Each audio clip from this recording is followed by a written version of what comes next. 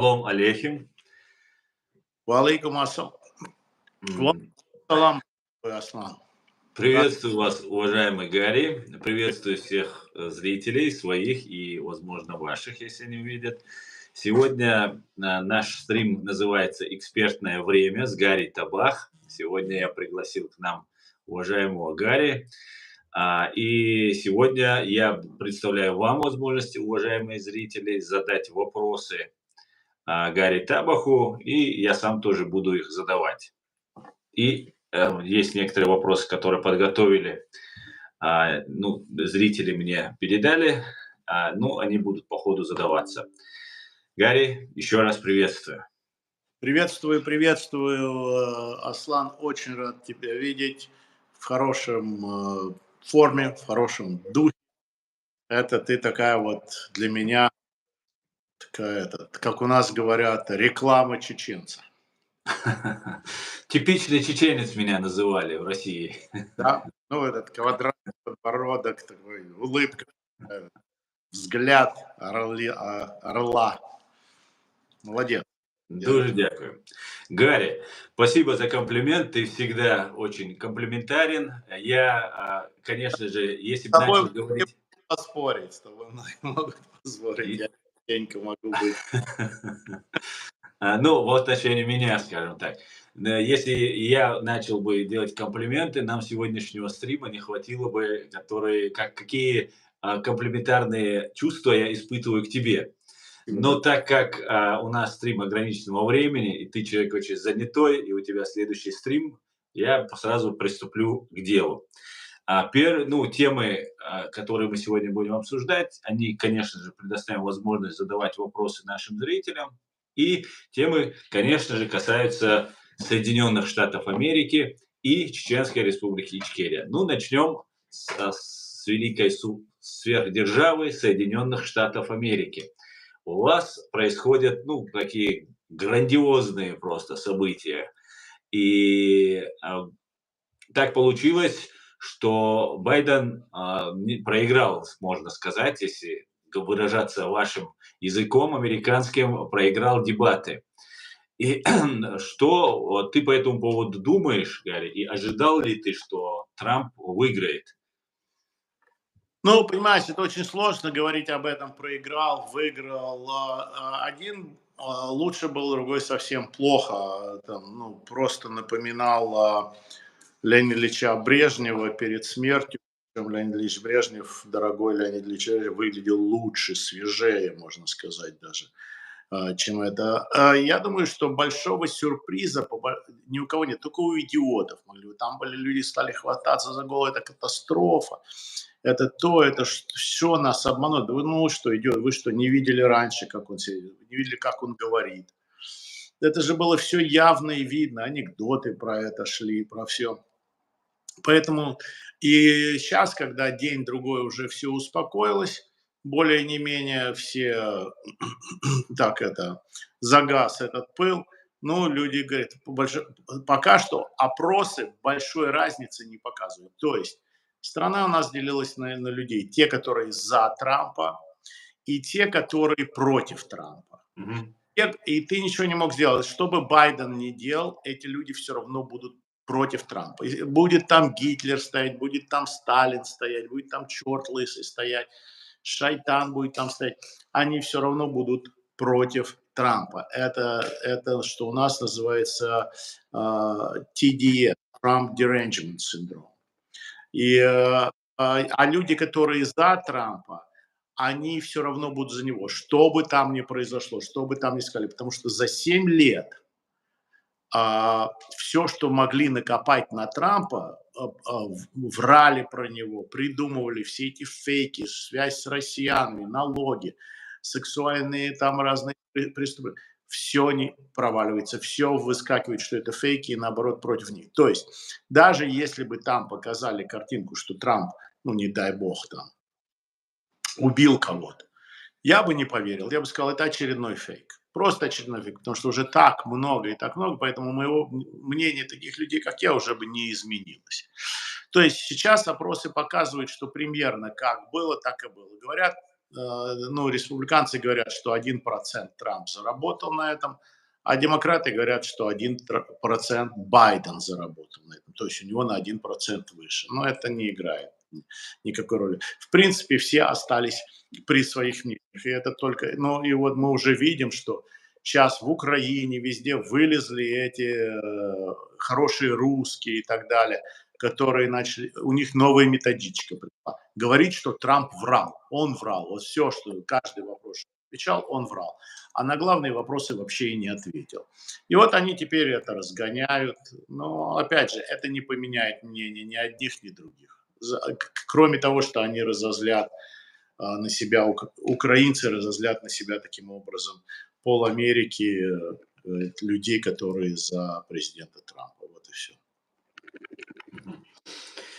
Ну, в начале, когда Байден возглавил Белый дом, вошел в Белый дом, тогда он, вот я смотрел буквально сегодня ролик про него, ну, он выглядел намного даже лучше. Буквально за год-два он так немножко сдал, мне кажется. А так вроде бы...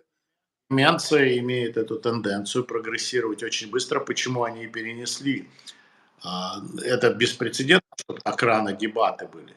Дебаты обычно после того, как их официально номинируют президентами, они выбирают себе уже вице-президентов, ну, которые в оппозиции. А сейчас они, ну, чрезвычайно рано сделали, потому что я уверен, что вторых дебатов не будет. Он был лучше, но я думаю, он был лучше благодаря лекарствам. Я как немножко человек, который чуть-чуть в лекарствах там, ну, совершенно мало разбираюсь, это было видно, что он уже был болен. Он был болен по его разговору, так как он двигался и так далее. Но его, знаешь, это все прилетает бумерангом. Это же не он выиграл, это выиграл Обама на третью каденцию. И если он останется президентом, это будет опять же Обама на четвертую каденцию. Почему? Потому что весь штат Белого дома, администрации Байдена, это на 90% администрация Обамы. И Обама никогда не уехал из Вашингтона. Еще одна беспрецедентная вещь. Все президенты, кроме Обамы, всегда, закончив свою каденцию президентом, уезжают в свой родной штат. Ну вот, Обама не захотел ехать в свой родной штат Иллиной, в Чикаго, потому что, видимо, там стрельба каждый день. Там уже идет гражданская война или гангстерская война между разными гангстерами. Мгм. Гарри, ну, при всем при том, для меня Америка, она объединяет всех. Все для меня, как бы, это вы друг разбираетесь, там, кто там правый, кто левый и так далее, и так далее. Для меня Америка всегда была, представлялась одной единой. Я, честно признаюсь, особо в политике не разбираюсь. Но вот с того момента, как мы с тобой познакомились, ты все время топишь за Трампа, как выражаются молодые, то топишь за Трампа, и при всем при этом, ну, трудно с тобой не согласиться. Аргументы у тебя железные, и как бы и видно твой настрой военный такой. Но согласись, что Байден ведь объединил вокруг Америки 50 стран, все натовские страны, и даже те, кто не входит, для помощи Украине. Ведь он мог этого и не делать. Смотри, во-первых, единого ничего нет. И ничего хорошего в единстве тоже нет. В том единстве, о котором мы с тобой говорим. Потому что Северная Корея, она единая. Иран единый. Там вот единство такое. Советский Союз был единый. И, можно сказать, товарищ Сталин тоже объединил все братские республики. Это он объединил Чечню с Ичкерией, с Ингушетией. Это много чего объединил, он всех объединил. Это не значит, что это очень хорошо. Единства в Израиле нет, единства в Америке, конечно, тоже нету, но и страха, что так расколоть общество, тоже плохо. И это при Обаме начался раскол нашего общества. И вот сейчас при Байдене вот реально видно, как наше общество раскололось. И агрессивно раскололось. Ну, я думаю, что вот как для меня Ичкерия и Чечня — это тоже единый народ, единый. Но когда я начинаю немножко приближаться или там говорить, я начинаю понимать: нет, ну, понятно, кадыровцев мы не берем в учет, это уроды человеческие, они не принадлежат никакой национальности, как Троцкий не принадлежал никакой национальности, как там, я не знаю, Сталин не принадлежал никакой национальности. Это выродки природы. Ну и, насколько я понимаю, у чеченцев тоже нету единства, такого, как люди все видят или думают о них. У нас у всех в любом демократическом обществе есть разногласия, есть разница, есть оппозиция. И это здоровое тогда общество. Когда вот такое единство, как в Северной Корее, э, это нет, это нехорошо. Это не единство. Это рабство такого в самой плохой форме этого слова. А то, что ты говоришь, что он объединил 50 стран, ну что значит он объединил? Да, 50 стран выступили. А что они сделали для Украины? Где оружие? Сколько они дали? Да, они все сказали, что дадут, будут помогать. А когда подошло дело к этому, какие из этих стран реально помогли Украине? Три-четыре страны. И то, и то еле-еле. Так что Украина истекает кровью, и я не знаю, как благодаря только их мужеству, их воинов, они смогли так долго продержаться. Да, конечно, совершенно верно. Если бы, конечно, украинцы не бились бы, то, конечно же, они не продержались бы. В этом, И с да. другой, что я тебя перебиваю, с другой стороны, если бы был Трамп, то, может быть, и не надо было никого объединять. Вот бы это и не было. Так тоже можно это видеть. Ну, посмотрим. Ну, что беспокоит нас, чеченцев? Почему мы... Но тебя не очень любят твои зрители. 148 человек смотрят, и всего 2 лайка тебе поставили. Я каждый раз в своих стримах прошу их не ставить лайки, не А, да. писать комментарии, потому что они находятся, большинство, ну, почти все мои зрители, они А, находятся в России или во временно оккупированной Чеченской Республике. плохая шутка у меня была, тогда, конечно, не ставьте. Ну, тем, кто находится тут в Европе или же за пределами России, я постоянно прошу их это делать, но они на всякий случай подстраховываются и тоже не То делают есть этого. это уже стопроцентное, уже 200%, уже 6 лайков. Да-да, вот ты подействовал на них. Надо тебе почаще заходить ко мне на стрим. Гарри, для нас, для чеченцев, важно, чтобы Украина выстояла, потому что вот эти все процессы, которые начались, они без украинского воина, они бы не произошли бы. И все бы также и называли бы нас террористами, и сейчас, правда, называют некоторые, но при всем при этом у нас появилась какая-то надежда. Я не хочу обманывать своих зрителей, своих друзей, единомышленников такими фантомными надеждами, что вот придет Трамп, там он признает Ичкерию, и все беды чеченцев закончатся, мы станем нормальными цивилизованными людьми и так далее, и так далее. Но при всем при этом я сам очень на это как бы рассчитываю. Ну, такой уж я оптимист и такой вот мечтатель, скажем так. Но если современное международное право, современная архитектура международной безопасности, новая, которая устанавливается на наших глазах фактически, если она не учтет чеченский вопрос, то никакой демократии, никаких прав человека ну, можно забыть. На мой взгляд, это будем мы, которые будем кричать, нет у вас никаких прав человека и так далее, вы нас забыли. Но ситуация для нас очень, очень важна. И если Украина не выстоит, то мы можем отложить лет на 50 нашу независимость и свободу.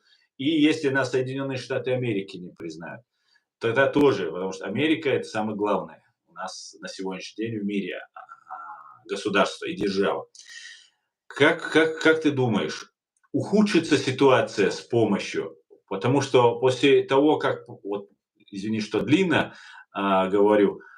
После того, как состоялись дебаты и якобы Байден проиграл Трампу, в Украине, я у тебя на канале видел, тоже уже начали обсуждать, что Трамп-то такой неплохой парень, оказывается. Ну и так, вот такие вот вещи начали обсуждаться.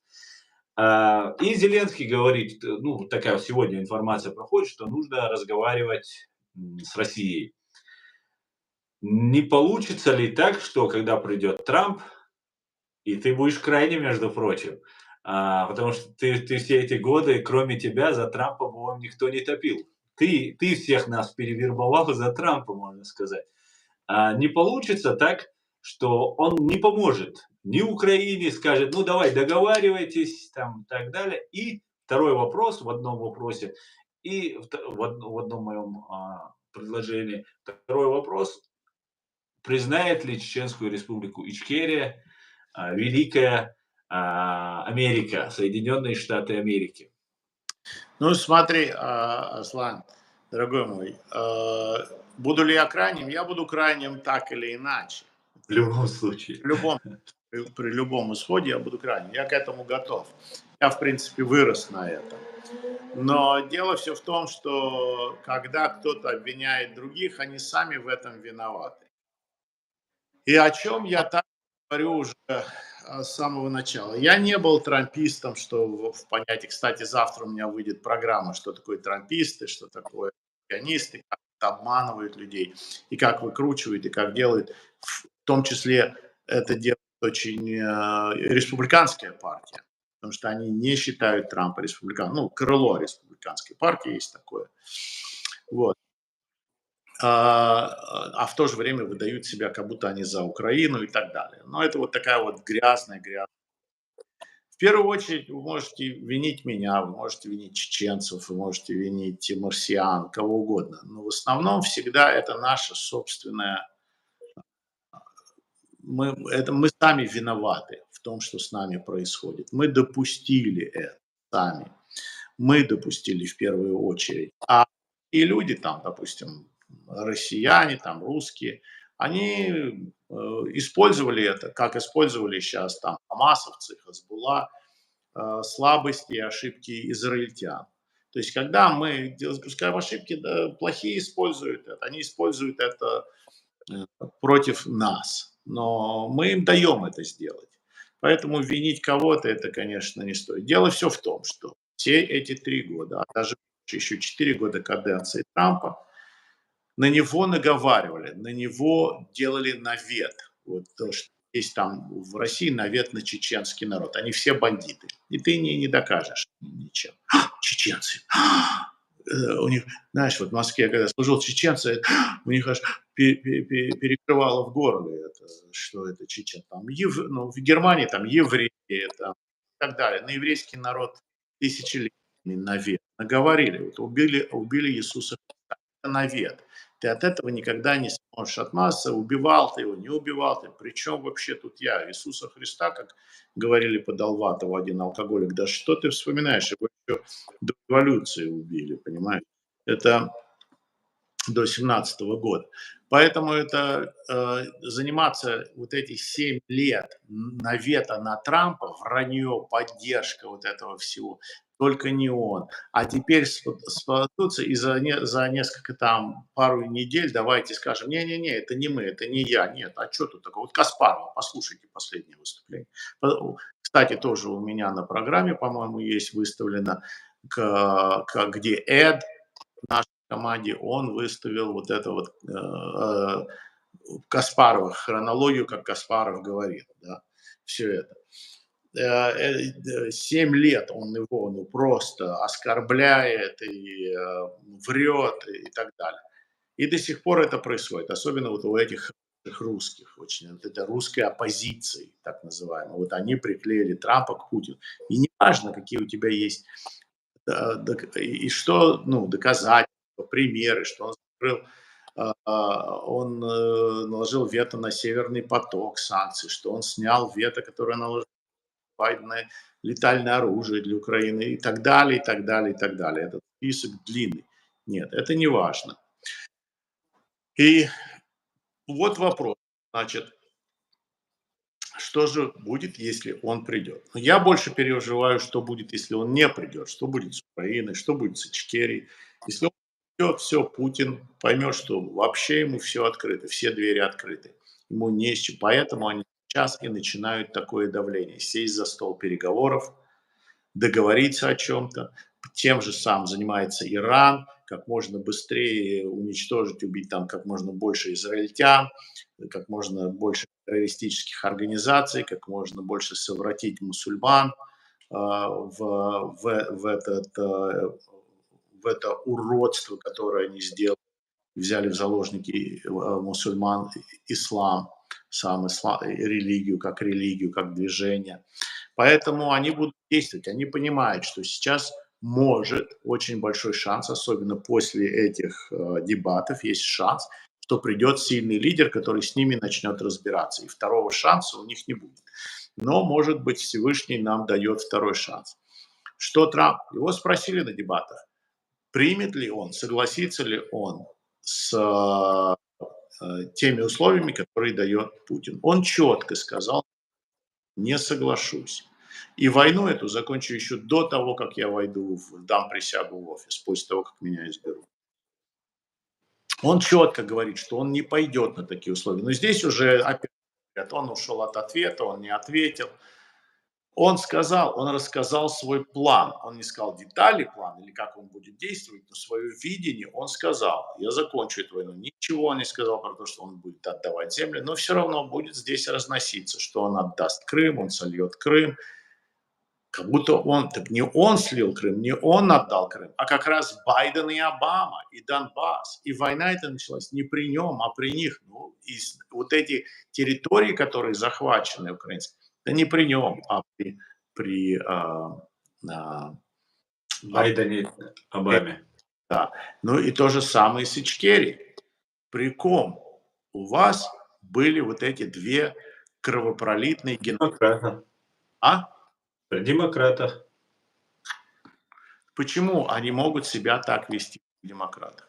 А в Украине сегодня самый популярный и самый известный журналист, который закончил МГУ, но ты понимаешь, как человек интеллигентный, понимаешь, что в Советском Союзе в МГУ на журналистском факультете, будучи евреем, могли учиться люди только по одной путевке, другой не было.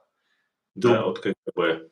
Другого варианта просто не существует. Вот сегодня это один из самых популярных людей. Напомню тебе, это господин Портников такой есть. Да, кстати. Чем он занимался при Ельцине? Вот сейчас он такой большой националист. Он на «Эхо», по-моему, работал. Он работал на радио «Свобода». Но при Ельцине как раз занимался, он был как бы в его охране, ну и был идеологическим таким людям, как раз когда чеченский народ вырезали самым варварским способом, бомбя и уничтожая мирные поселения. Да. Вот у нас ситуация. Поэтому они продолжают. Ну, говорит красиво. Ну, говорит он красиво, а его этому учили. Но, опять же, он говорит, что самая большая трагедия, которая будет неисправимая, это если Трамп придет к власти. Вот, ну, а какая им разница? Они имеют какие-то контакты с демократами, получается? Это очень хорошо сказал, потому что когда я хожу по разным украинским каналам или выступаю, мне они всегда говорили одно и то же. Послушайте, Гарри, нам какая разница? Нам что Трамп, что Байден. Я говорю, подождите, как вам какая разница? При Трампе у вас был относительный мир, а при Байдене и Обаме у вас война. Причем война кровопролитная у вас может не быть вот в этой стадии. К тому времени, что придет Трамп, уже Украины может и не быть. Вы понимаете, в какой опасности вы находитесь? Как же вам безразлично? Нет, ну нам главное, чтобы президент был тот, который поддерживать будет Украину. А сейчас все каналы, все русскоязычные каналы, и в Америке русскоязычные каналы, они все левые, даже в Израиле, ну и я уже не говорю вот эти оппозиционные каналы, они все сегодня кричат, Байдена надо заменять. Байдена надо заменять. Подождите.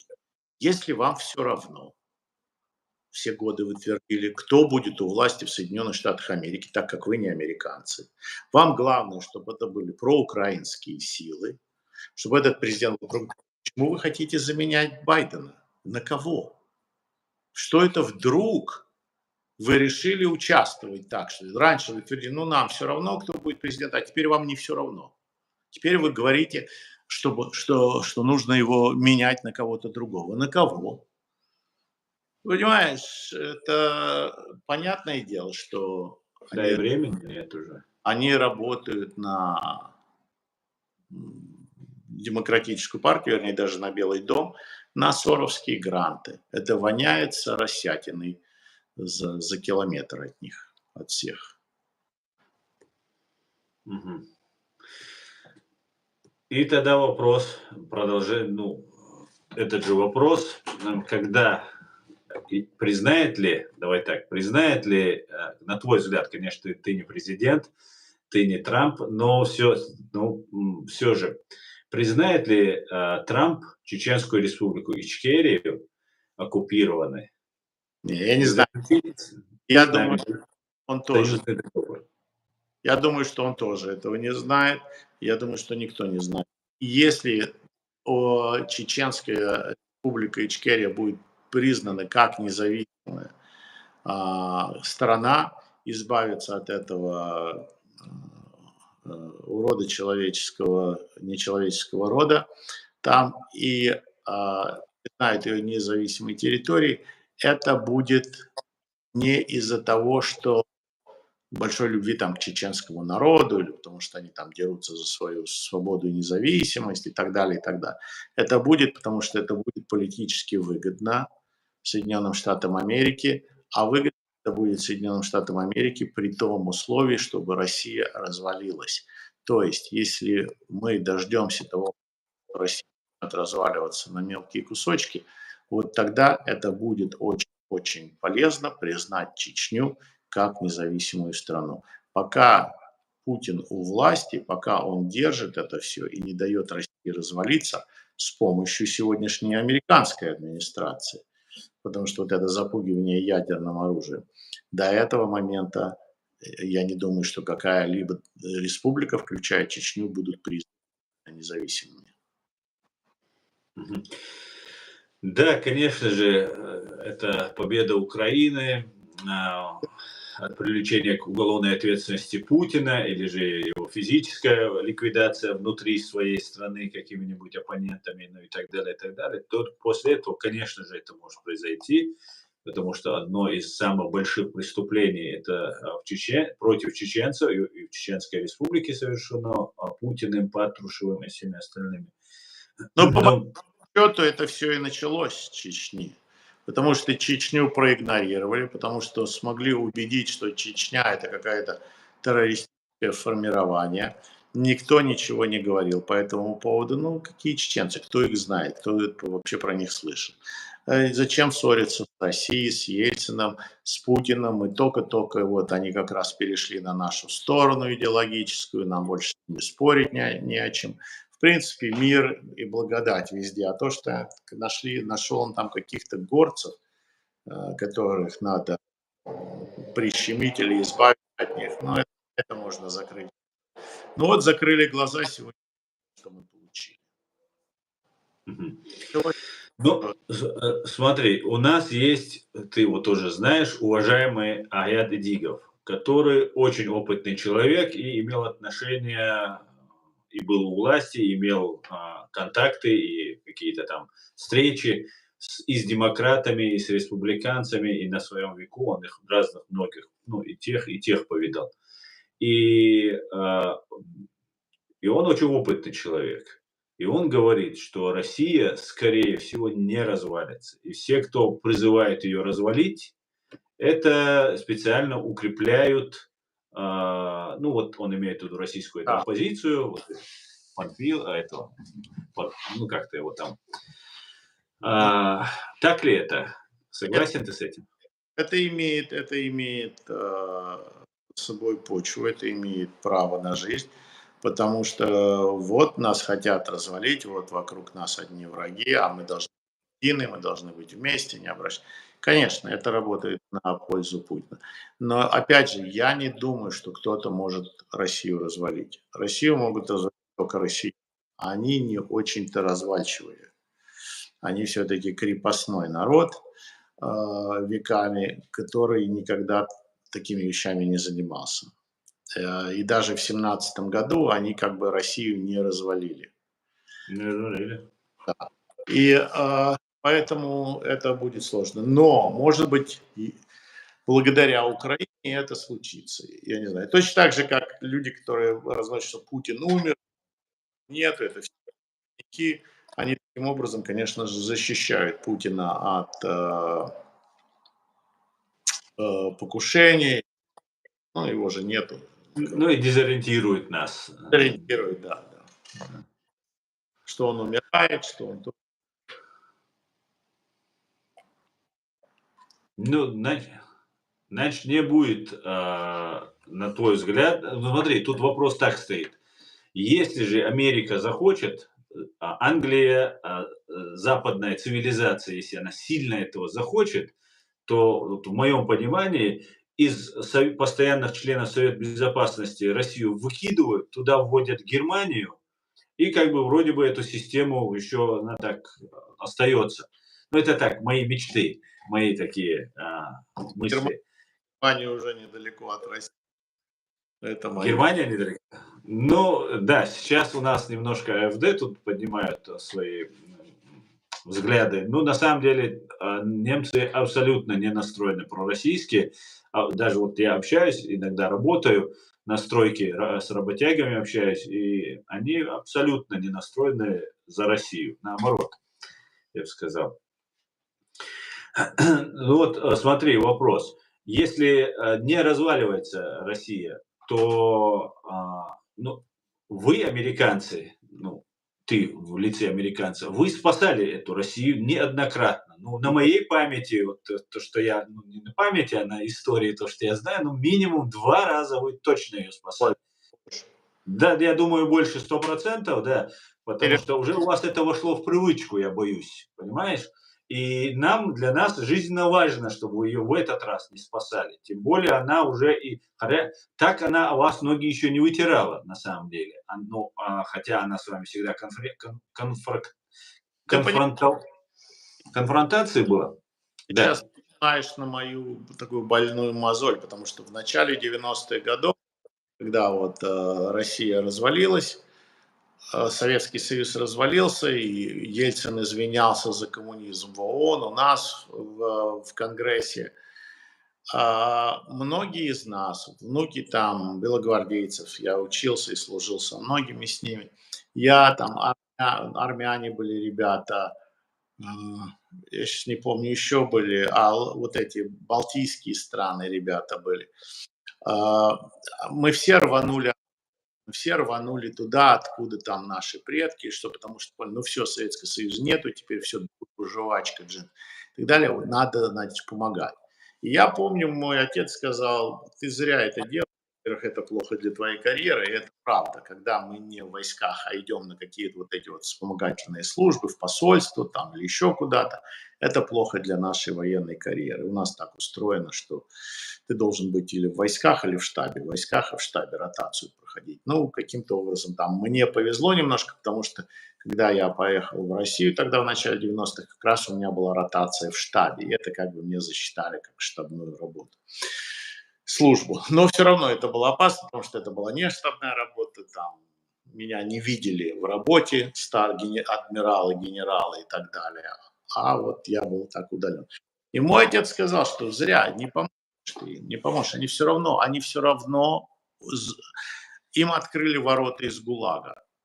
И вышел там надзиратель, сказал, все, вы свободны, мы извиняемся, это неправильно было, все. Они обратно туда зайдут. Они походят вокруг и пойдут обратно в этот загон. Только они еще вот этого надзирателя с собой возьмут тоже, который им открыл ворота. И я еще говорил, нет, пап, современный мир, все это изменилось и так далее, и так далее. Но мой отец оказался прав. И большинство из нас, тогда рванул спасать, поняли, что мы это зря все делали. Мы еще хуже стало, еще хуже сделали. Поэтому, ну, если Россия будет разваливаться, я тебя уверяю, что я не буду тем, который поедет опять спасать там московскую губернию или еще что-то. Этого не будет. Если там Чечня, еще кто-то там будет против них драться, то да, этих я поддержу. Мгм. Ну, дело в том, что мы находимся внутри России незаконно, абсолютно наплевав. Ну, хотя международное право, оно такое, оно с какой стороны посмотришь, таким оно и выглядит.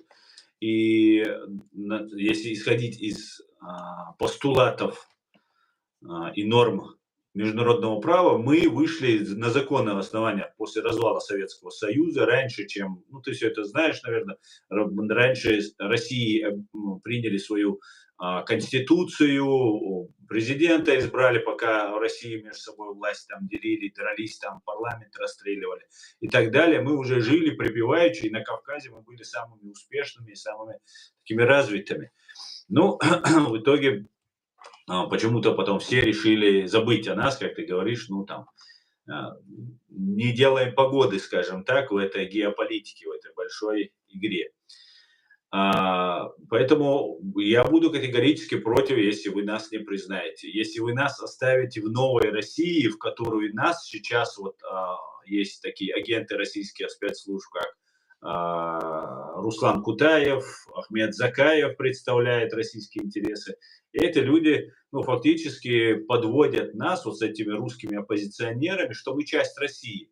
В Европе, ну, Америка далеко, Америка как бы так сверху так посматривает, в основном в Европе, которые фактически были соучастниками оставления нас внутри вот этой фашистского вот этого образования, им это выгодно, им это удобно, потому что тогда не нужно скрывать всю свою ложь.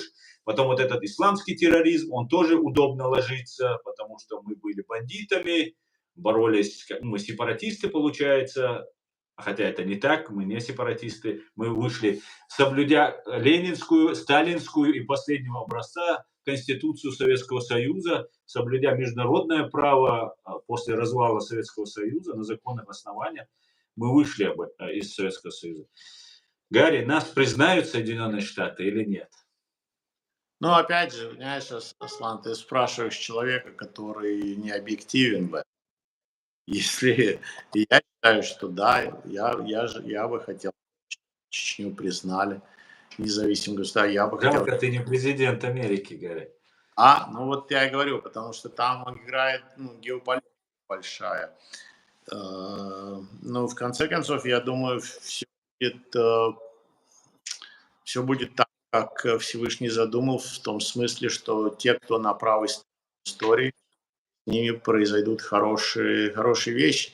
Понимаешь, это же не только Чечня, есть и огромные народы, про которые знают, которых тоже не признают. Курдов, например, или Балучи, людей, которых там 40 миллионов. Но зато многие страны признают Палестину, Да. не понимая, где она, что она, кто там управляет, признавая ее это нарушение как раз международного права. Международному праву Палестину нельзя признавать государством, пока она не признает право на существование своих соседей. Поэтому я не объективен в этом вопросе. Я думаю, что Чечня не приоритет ни у какого президента. Ну и потом, опять же, Аслан, Чечня далеко. Это больше должны европейцы на это обращать внимание, и те, кому она ближе. Большинство людей в Америке, что, как тебе сказать, даже в моей семье многие думают, что Чечня уже отдельная страна. То есть, когда я им говорю, нет, они часть России, они думают, что Украина часть России, и Украина просто хочет отделиться от России, и вот они такие сепаратисты. А Чечня – это отдельная страна. У многих людей совершенно понятие такие. Ну да, многие не просто не в курсе деталей, потому что живут своими проблемами. Ну, а Ну, это представляется, знаешь, это так. Им не холодно, не горячо, что произойдет в Украине или что произойдет в Чечне. У них свои заботы. Там кошка беременная, бабушка блох поймала, сына отправлять надо учиться, жена хочет в отпуск ехать, страховку надо платить, на работе неприятности. Понимаешь? Сейчас они тебе все бросят и будут волноваться о Чечне, которая не понятия не имеют, где это или что это. мгм. Ясно, ясно. Друзья, у нас вот Гарри задает, Эд задает вопрос. Буду сейчас быстренько читать, Гарри. Я знаю, что у тебя следующий стрим сейчас будет. Вопрос Гарри от Эда Мамедова. Гарри, как вы думаете, наш будущий президент Трамп принудит фашистскую Российскую Федерацию к капитуляции? Но капитуляции я не знаю, потому что сложно ее принудить к капитуляции, так как она не проиграна на поле боя. Я думаю, что он может ее принудить к уступкам экономически, обрушив цены на нефть. Это единственное, что я вижу, каким рычагом он может пользоваться. Ну или еще чем-то, чем я не знаю. Если бы я Трамп, Но это может тогда затянуться на очень долго, потому что если упадут цены на нефть, год, два, три, это голод наступит в России. У них другого ничего нет, кроме нефти и газа. Год даже, два максимум. это так и было. Но Байден, придя первый день, он запретил добычу нефти и газа у нас в стране, снял санкции с Северного потока, наложил санкции на наш Северный поток, он пайплайн, и цены на нефть взлетели, и Россия была спасена. Это не первый раз это случается в России или в Советском Союзе. Советский Союз был развален в 1972 году. Но в 1973 году началась война арабо-израильская, и цены на нефть залетели вверх. И Советский Союз был спасен. Они уже в 1972 были почти что банкротами. Вот, поэтому в этот раз то же самое. Ну и, конечно же, Байден рассорился с принцем Саудовской Аравии, что не помогает ситуации. Где у Трампа очень отношения с ним.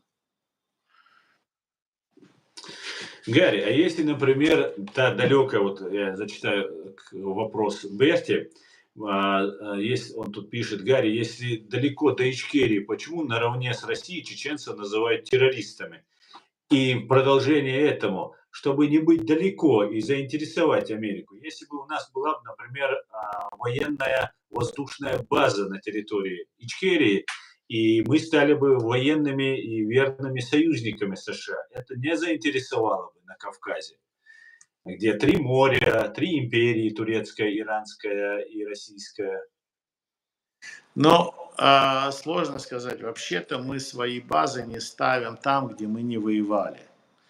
Только если мы воевали на той территории, где мы воевали, чтобы сохранять там мир, мы не аннексируем ничего, мы не канализируем ничего, мы ставим там свою базу, чтобы соблюдалось, то есть как Гуам, Япония, Корея, Германия, Италия, Германия. ну и Ирак, ну в Афганистане была наша база, но вы сами знаете, что произошло. Поэтому я надеюсь, что в Чечне не будут наши войска, так чтобы там мы не воевали. Да. Ну, воевать не обязательно с нами. Нам хватило то, что мы с Россией повоевали. Поэтому Но, базы, наверное, там я не вижу, чтобы там было. короче, никакого интереса Соединенных Штатов ты не видишь, никакого. Чтобы вот можно было зацепиться и предложить вам какие-то взаимовыгодные, взаимополезные условия. Надо искать. Понимаешь, Аслан, я вообще придерживаюсь таких вещей, что Америка не придет и не поможет вам. Никому. Мы не приходим на помощь тем, кто не помогает самим себе. То есть мы можем помочь тем, кто дерется. Вот курдам, например, сколько лет мы Так помогаем. мы дрались, Гарри, как никто и никогда. Не Да. помогли. Но вот вам не повезло с тем президентом, кто был у нас. Президентов, Мы дрались на протяжении нескольких да, президентов. 20-30 лет дрались. да, ну нет, ну я имею в виду такая вот реальная, идет такая горячая реальная война, это раз. Ну и во-вторых, вообще, даже если вы деретесь, рассчитывать, что Америка придет и поможет, ну, на это нельзя. Вот израильтяне, они никогда не рассчитывают. Они когда-то в начале своего Да мы существования, не рассчитывали. и им никто не помог, включая Америку, а мы не пришли, не помогли, и они решили, что мы должны так ставить свое общество и так выстраивать свою экономику, что мы не рассчитывали ни на кого. Что когда мы будем воевать и когда придет к нам война, нам никто не поможет.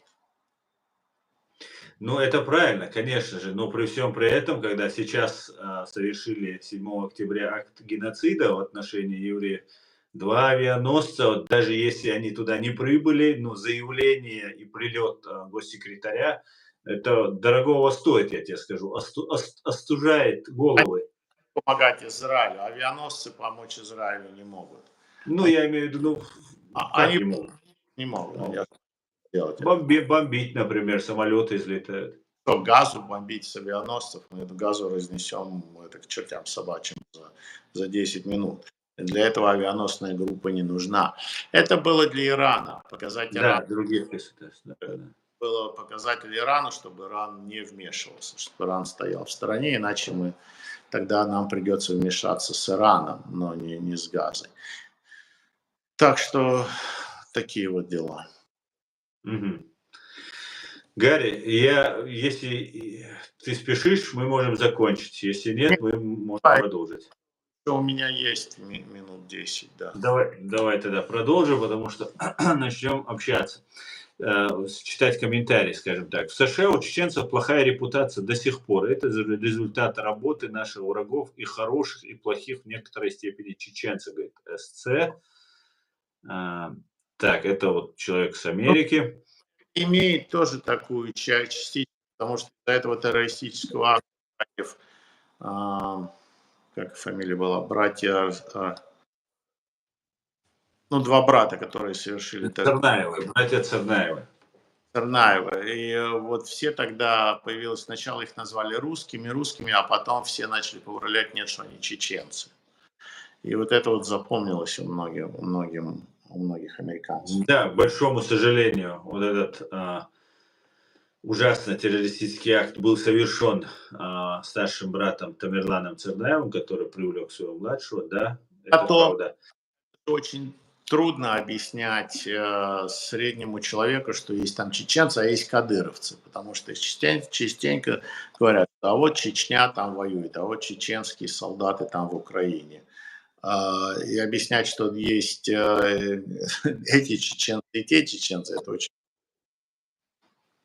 Они слышат, ну и чеченцы, все одни и те же. И это я тебе как еврей говорю, потому что евреи же тоже разные есть, и те, и другие. И, объяснять, что мы все разные и частенько не имеем никакого отношения друг к другу, иногда и враждуем друг с другом, но это сложно, потому что мир привык воспринимать евреев как какую-то монолитную нацию. Ну да. Но еще нужно учитывать то, Гарри, что Царнаевы, вот старший брат Тамерлан Царнаев, их мама дагестанка по национальности, и он, ну, одна из национальностей Дагестана, и он никогда не жил в Чечне, и я считаю, это мое личное расследование, я об этом и говорил, и писал, что за этим терактом, за подготовкой вот этого Тамерлана Цернаева стоит Саид Амиров, мэр Махачкалы, бывший мэр Махачкалы.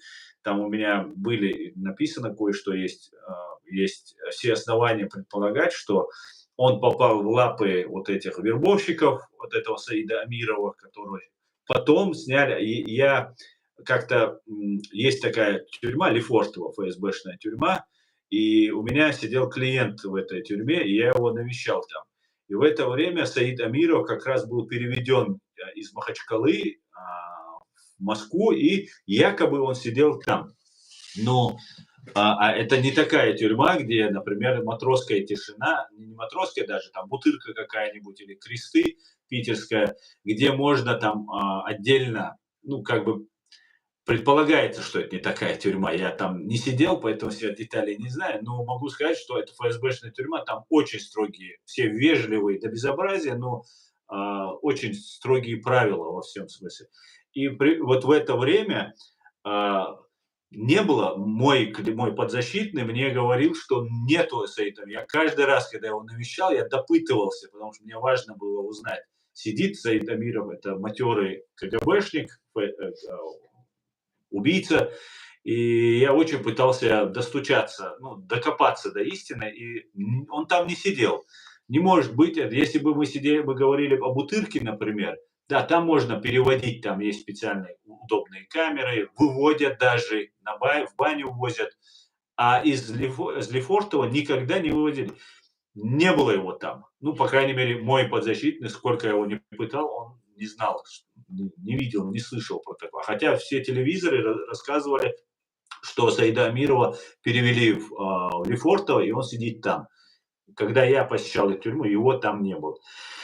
И еще у меня были факты, которые указывают на то, что за этим стояли русские, и они подготовили его. И дело в том еще, и даже, знаешь, Гарри, я очень даже сомневаюсь, что за всем все-таки стоят одни лишь русские. Вот у меня, я начал приходить, я для себя в голове, ну, больше моя фантазия не раздвигалась, не расходилась дальше России, потому что все зло для чеченцев творила непосредственно террористическая банда КГБ и ФСБ ныне.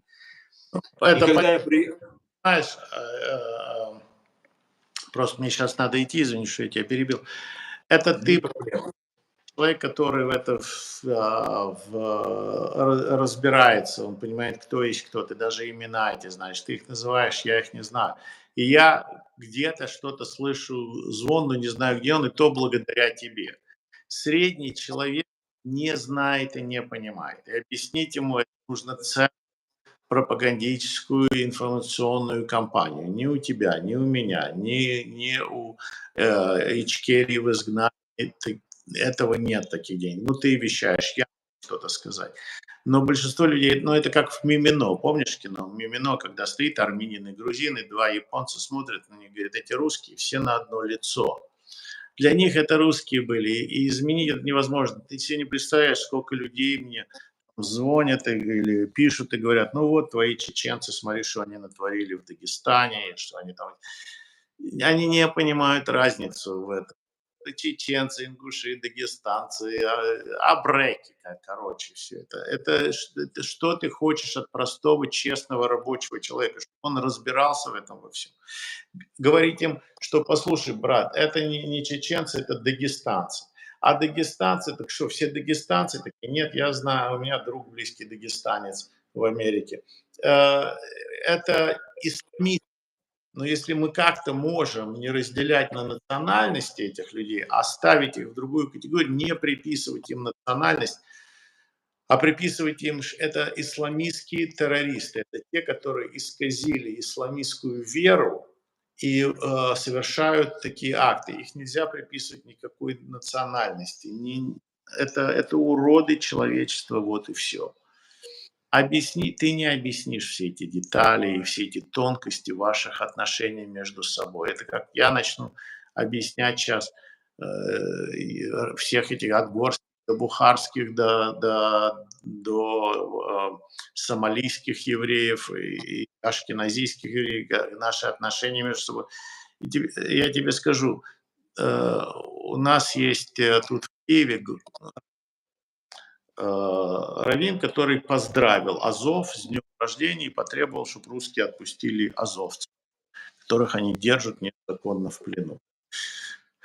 Так раввин московский, значит, написал мне, что он фашист, нацист. Началась драка в нашей общине из-за этого. Но рассказывать детали всего этого люди не поймут. Они скажут, нет, евреи в Завгороде, они хотят освободить Крым и заселить туда. И вот эта чушь, она будет нарастать, нарастать и нарастать. Поэтому я только знаю, что мы должны оставаться, доверять друг другу, оставаться на правильной стороне истории и вместе драться против общего врага. Кому непонятно, кто наш общий враг. А от этого врага уже идут метастазы. Вы можете его называть Кадыровым, можете их называть кадыровцами, вы можете их называть как угодно. Но этот шайтан-бес, он сидит в Кремле, от которого страдает весь мир. Ну, дело не только в Путине, дело Нет, в конечно. самой системе ФСБ, КГБ. И замена одного Путина меня никто не убедит в том, что это что-то изменит. Не, Путин это система. Да, это только верхушка айсберга. Мы говорим о себе, это как Сталин. Это было не Да, Сталин, это была система, которая до сих пор функционирует, до сих пор до да, конца войны. да. Этого сталинизма еще очень-очень много. Поэтому это проблема, с которой мы просто должны методично бороться, дорогой. Но, к сожалению, мне надо идти уже. И Да, я, Гарри, но я прошу прощения, что я не понял, что у нас 1,5 часа программы, я думал, что только час, поэтому я тебе должен полчаса еще, но так как это все-таки интерес растет, тут ставки, поэтому я думаю, что к следующей программе обратно нарастет пение мне 1,5 часа. спасибо большое, Гарри. Да, ты предупредил, тебе нужно идти, у тебя стрим. Всего хорошего, спасибо тебе. Я планирую каждый понедельник или какой-нибудь день, какой тебе будет удобно, экспертное время с Гарри Табах. Я Если рад. ты не против. Хорошо, да. Спасибо, ты можешь отключиться, я продолжу свой стрим. Всё. Спасибо. Всем спасибо. Всем спасибо. Всё. Ставьте Спасибо. плану лайк хотя бы ментально, чтобы он их мог. Спасибо, Гарри. Бай. Пока. Бай-бай. Так, Гарри нас покинул. Давайте продолжим наш стрим. Еще немножечко посидим с вами, пообщаемся, так как много вопросов, много тем. И, Берти, ты правильно задаешь вопросы. Некоторые вещи, они немножко колкие кажутся, но я согласен с тем, что ты говоришь. И согласен с тем, что, ну, не согласен с моментом, где ты говоришь, что хороший полицейский и плохой полицейский. Америка хороший полицейский, а Россия плохой полицейский. Вот с этим моментом я с тобой немножко не согласен. Не потому, что ты неправильно мыслишь, а потому что скорее это не хороший, не плохой полицейский, а скорее это бандит, с которым полицейский пытается вместе взаимодействовать. Вот если твою мысль продолжать, чтобы Россию не называть даже плохим полицейским, назовем ее бандитом. Кем она на самом деле является? Самым настоящим. Америка нам поможет, не поможет нам Америка. Сгорим мы в огне, да, в ядерном пепле. Россия останется навеки вечной, фашистской, ублюдочной, античеловечной страной. Ее имперское, ее нутро будет вонять всю свою жизнь. И независимости. Что бы с нами случилось, что бы произошло, что бы ни произошло. Как-то так, друзья. Давайте дальше. И абсолютно прав Гарри, что нам самим нужно все делать, чеченцы. Нам нужно, чтобы на нас обратили внимание. Нам нужно долбить в эту дверь, стучать в эту дверь до тех пор, пока палец не пробьет эту дверь. Нам нужно добиваться этого. Аслан, теперь ты понимаешь, что они все заодно? Ну, Берты, нет, я не считаю, что они все заодно, но много-много интересов, и Гарри правильно говорит, когда, ну, честно, по крайней мере, он это говорит, что мы слишком маленькая проблема, чтобы гигантские страны, гигантские народы, цивилизации брали в расчет нас. К большому сожалению, такая вот суровая действительность. К большому сожалению.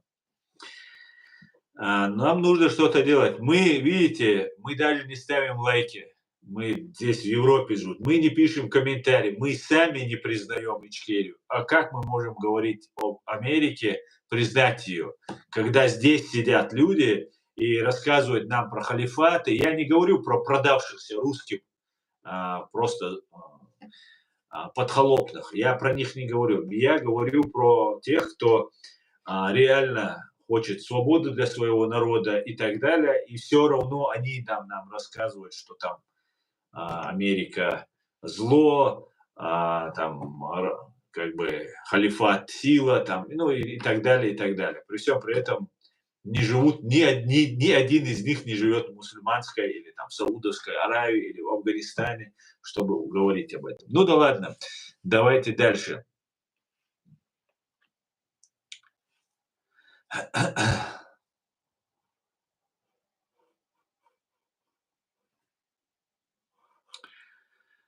Так, давайте дальше.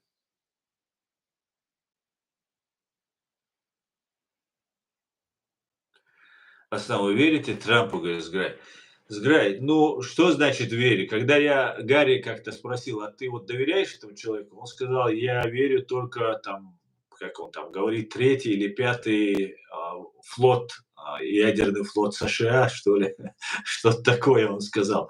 Поэтому, ну, верить политику — это, наверное, уже сейчас я не могу так сказать, что я бы доверял бы политику, и так далее. Но я верю в то, что Соединенные Штаты Америки не оставят Украину. Вот вопрос про чеченцев, как вы видите, очень сложный. А то, что Украину не оставят, уже вложив туда сотни миллиардов, как, по крайней мере, даже из-за это как показатель, что не оставят Украину американцы. Вот в этом плане я верю. А Трамп будет там или Байден, ну, там сути, тут технические моменты, конечно. Это кто-то будет растягивать ситуацию, кто-то будет кардинально решать. Конечно, каждый день для Украины — это человеческие жизни, а так, я думаю,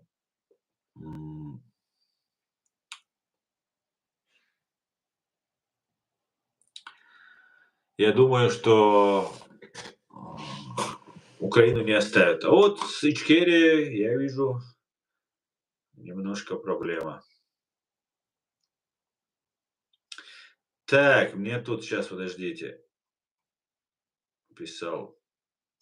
Аслан говорит: "Берти, ты в курсе, на своем стриме сегодня Юрий из Израиля говорил, что за терактом в Дагестане стоят не русские, а даги-исламисты?" Нет, я не видел этот стрим, про который ты говоришь. Но знаешь, я бы хотел немножко подкорректировать свою версию того, что произошло в Дагестане. За этим стоят, несомненно, без сомнения, российские спецслужбы.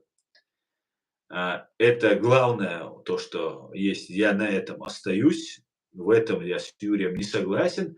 Но я полагаю, знаете, в 2014 году, я тогда еще находился в Чечне, во временно оккупированной Чеченской республики Ичкерия, чеченские бойцы сопротивления до этого, скажем так, давайте так. И я хорошо, что говорим на русском. Я надеюсь, что и дагестанцы меня услышат, и другие народы Кавказа, и ингуши, и другие услышат меня, что там произошло, и мою точку зрения. И тогда они, может, поймут, особенно кто может думать, имеет такую способность. Они, может быть, я смогу им объяснить. Дело в том, что тогда, в 2014 году, Рамзан Кадыров привел парня с девушкой, брат с сестрой, по-моему, это, или муж с женой это были, которая была закрыта, вот подбородок закрывают некоторые, это ну, вот эти исламисты, не будем их называть исламистами, просто она так видит, это она никого убивать не призывала, значит, она не исламистка. Но она закрывала подбородок и так далее, и так далее. Вот такое у нее было видение своей религии. И Рамзан Кадыров начал ее оскорблять, говорить там пускай вот этому мужу или брату, почему он не снимет с нее вот этот платок там и так далее. И для чеченцев неприятные вещи он начал говорить публично, что мы залезем там, если надо, мы снимем и платок, и снимем и юбку, и там и за пазуху залезем. Ну, вот такие вещи начал говорить. Фактически он оскорблял. В это время, в горах сидели наши бойцы исламского подполья, уже наше сопротивление превратилось фактически уже исламское подполье, и Марат Кавказ, который объявил Дока Умаров и так далее. И этих бойцов таким образом спровоцировали. Они спустились на равнину, приняли бой, это 2014 год, конец 2014 года, декабрь, по-моему, это был, и все они погибли. Я не помню сколько, 8 человек их было или 11, ну, вот такая вот цифра была. Они все погибли. Они там успели убить там несколько ментов. Короче говоря, чеченцы убили чеченцев, и на этот вопрос закончился. Русская империя могла радоваться. Тех, кого они не могли достать так долго в горах, которые находились, сами спустились на равнину и дали себя фактически убить. И я обратил внимание на одно из видео, когда этот молодой мужчина, может, лет 30, который из чеченского исламского подполья, он сказал: я буду свидетельствовать перед вами, что с теми, с кем, видимо, они поддерживали отношения, я буду свидетельствовать перед вами, перед Богом, про вас, что вы обещали подняться и не поднялись, когда мы спустились. Дело в том, эта операция называлась «Возмездие», они ее так назвали. И вот в этой операции «Возмездие» им было обещано, что весь Грозный, ныне город Джохар, временно оккупированной столицы Чеченской Республики Ичкерия, что весь Грозный, весь Джохар поднимется в поддержку этих людей.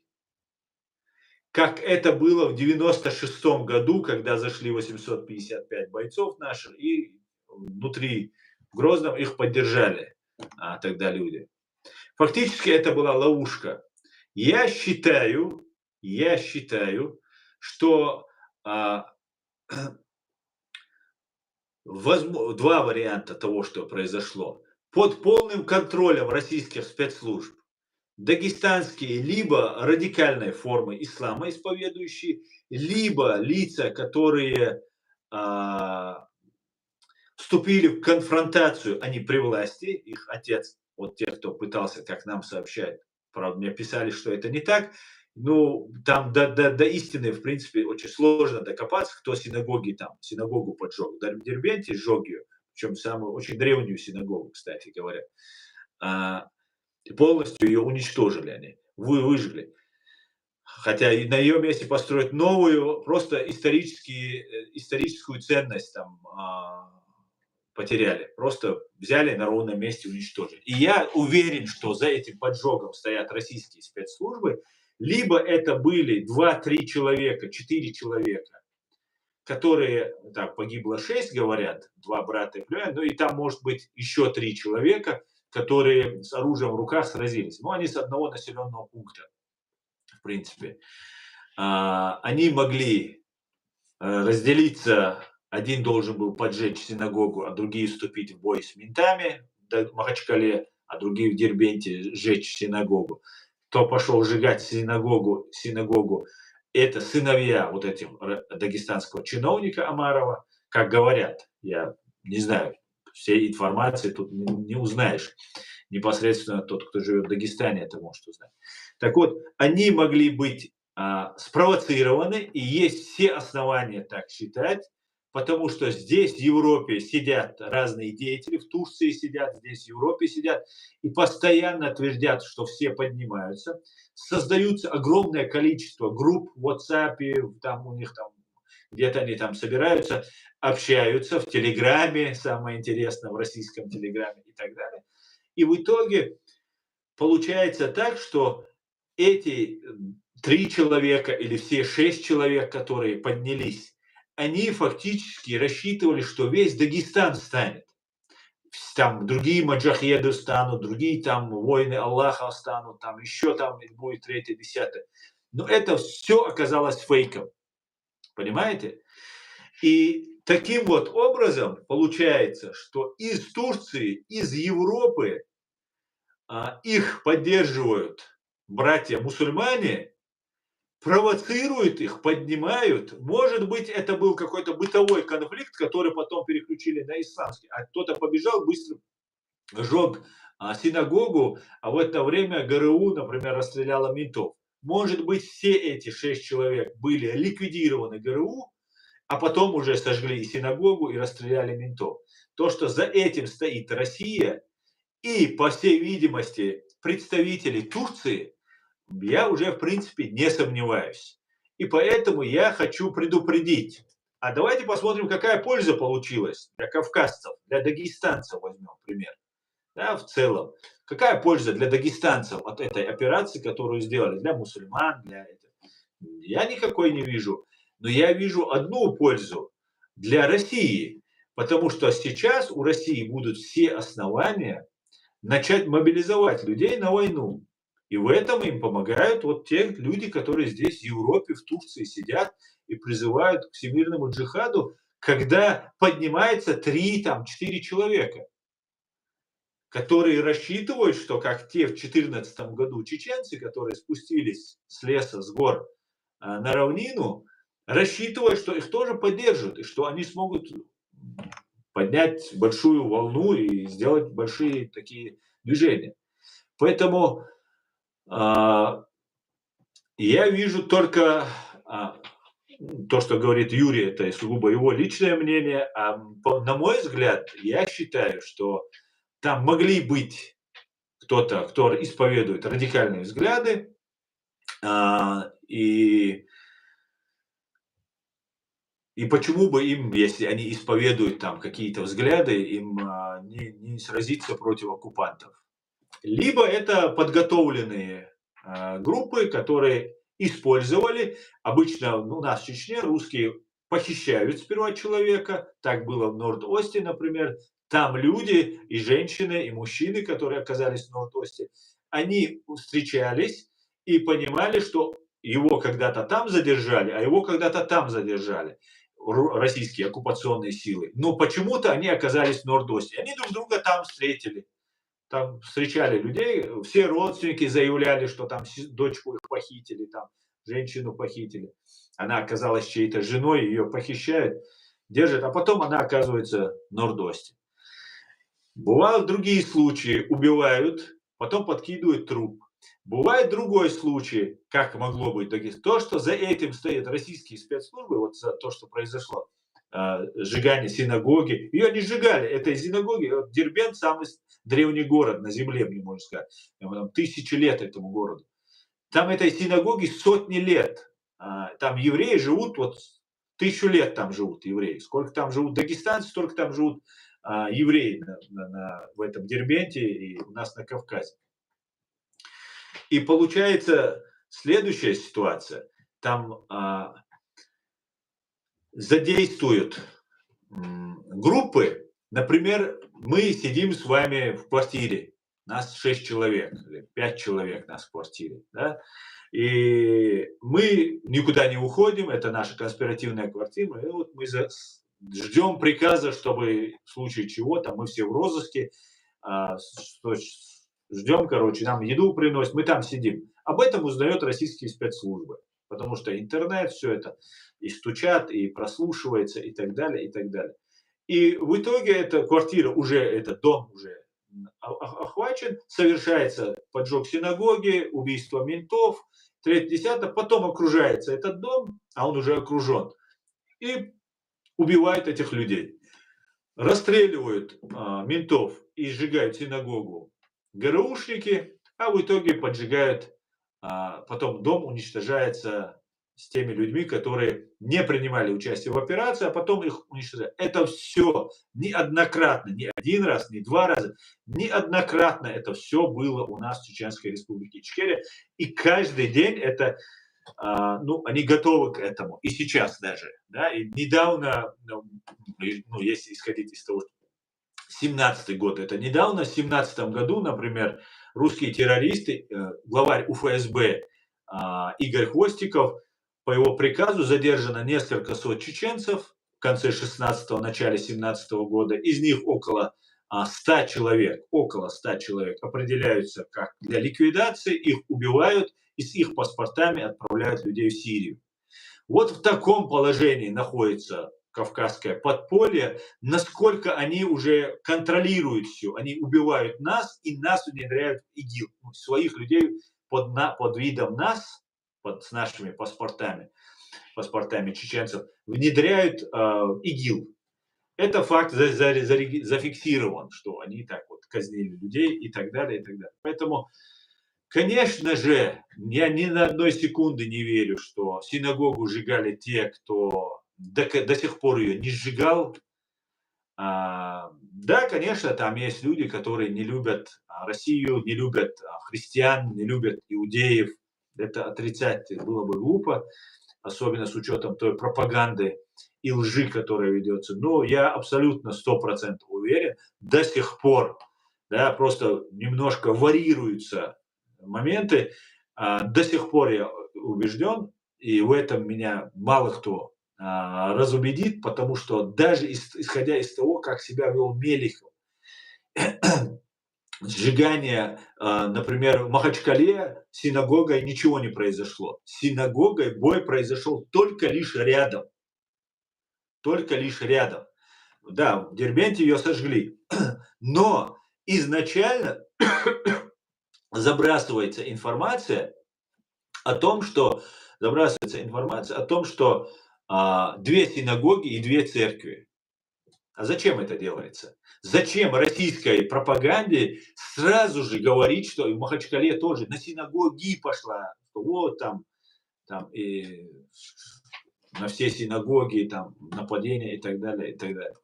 Поэтому только лишь исходя из того, как преподносилась информация главой Дагестана Мелиховым, можно сказать, что за этим стояли или знали, курировали, контролировали, управляли российские спецслужбы. Если российские спецслужбы боролись с терроризмом, то, конечно же, не обошлось без любимой Турции, которая вместе с русскими борется с исламским терроризмом, так называемым, который русские изобретают, создают, ну и выкладывают на трапезу, пожалуйста, присоединяйтесь. И Турция, и все остальные к этому присоединяются. И это нужно знать и понимать, что происходит. Да? Специально все сделано, чтобы с лбами столкнуть конфессии. Абсолютно так, модный дом. Абсолютно совершенно так. Знаете, когда Россия попала в тяжелое положение, и они взорвали свои дома в 99 году, и все поняли, что ФСБ взрывает своих русских россиян, там, да, и во всем мире поняли, одни русские еще не все поняли тогда, ну или как обычно сделали вид, что они не поняли. На самом деле многие поняли это все. Тогда, когда эти взрывы были,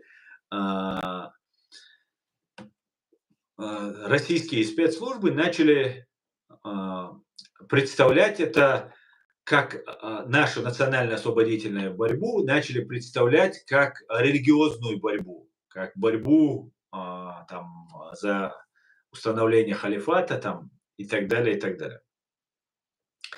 И каким-то невероятным, случайным образом, когда Путин не мог справиться с Чечней, в мире не поддерживали Россию, у них все это не получалось, она не была такой сильной Россией, как сейчас она, нападая на Украину, стала. Тогда выяснилось, что за вот этой операцией, которые стоят, за этими взрывами домов, стоят там чеченские исламские террористы. И у России никак не получалось справиться с Чечней, с чеченским народом. И тогда по невероятному стечению обстоятельств произошли взрывы домов тоже в Америке, ну уже самолетами, когда их атаковали. атаки самолетами произошло в Нью-Йорке 11 сентября 2001 года. И тогда весь мир переключился с чеченского вопроса на исламский вопрос, и Чечню пристегнули к исламскому сопротивлению. К большому сожалению, вот этот момент, вот этот важнейший момент, политиками или военными нашими, борющимися, которые находились вот в этой войне, они каким-то образом упустили этот важнейший момент, что нужно было днем и ночью все факты приводить, что за этим стоят, за взрывами домов 99 стоят русские, и мы никакие не исламские террористы и фундаменталисты. Но по какой-то причине мы упустили этот момент. И сейчас, когда русские начинают говорить о том, что это конфессиальная война, что это не проблема одних только террористов из КГБ и ГРУ, а что нужно всем этим заниматься. А они уже в купе, Турция, Европа, все остальные уже давным-давно борются с этим международным терроризмом, куда и дагестанцы, и чеченцы, и ингуши, и все остальные уже пристегнуты давно, причем пристегнутые абсолютно не сопротивляются этому, не возмущаются по этому поводу. И вот мне кажется, сейчас, нагнетая эту ситуацию, когда Мелехов об этом, о синагогах, о церквях говорит, вот он всячески пытается показать, что мы, смотрите, мы же против этих варваров, дикарей-то, с нами-то можно разговаривать. Нас в G7, G20 приглашали, нас на шею сажали, весь Запад их на шее, еще до сих пор они на шее сидят. И вот я вижу, что именно для этого была сожжена эта синагога и уничтожен вот этот поп. Как выяснилось, я не знаю, насколько это правда, как выяснилось, что этот поп, оказывается, и ветеран русско-чеченских войн, да, матерый такой, убийца, если это так, конечно, потому что тут уже не поймешь из России информации, очень сложно проверить и довериться ей. То же самое говорят и про газо-израильский конфликт, хотя Хамас никакого отношения к исламу не имеет. Абсолютно так, модный доктор. Абсолютно, стопроцентно манипуляция Хамас, они являются абсолютно, в моем понимании, они никакими мусульманами не являются, а являются самыми настоящими марионетками в руках Ирана и России. И меня удивляют чеченцы, которые до сих пор топят за вот эти Хамас, там что-то говорят. И я не знаю, какое сердце у этого чеченца. Да? У нас чеченцы учили, если тебя уничтожают, если тебе не оказывают какую-то помощь, пренебрегают, высокомерно плюют на тебя, ну хотя бы не лизать пятки, просто потому что тебе телевизор сказал, лизать пятки каким-то там Хамасом там, и Мамасом разным. Как-то так, да. Ну да ладно, давайте еще комментарии ваши почитаем.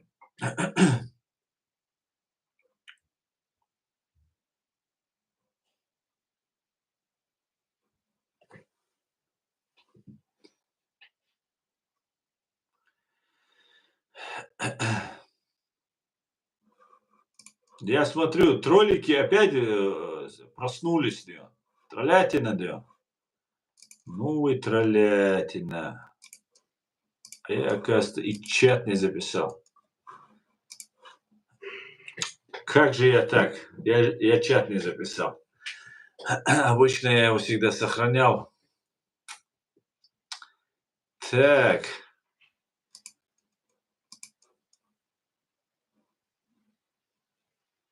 Так. Ну вы тут мне заспамили.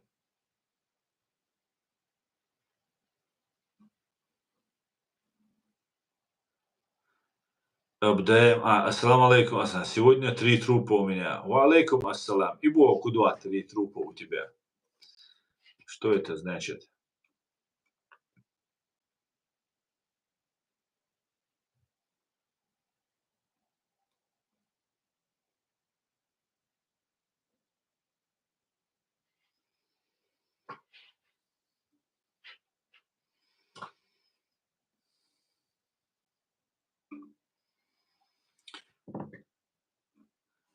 Брат, слава Аллаху за развитие, здравый дух.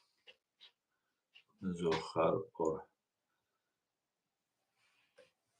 Тот ты воин, слава Израиля.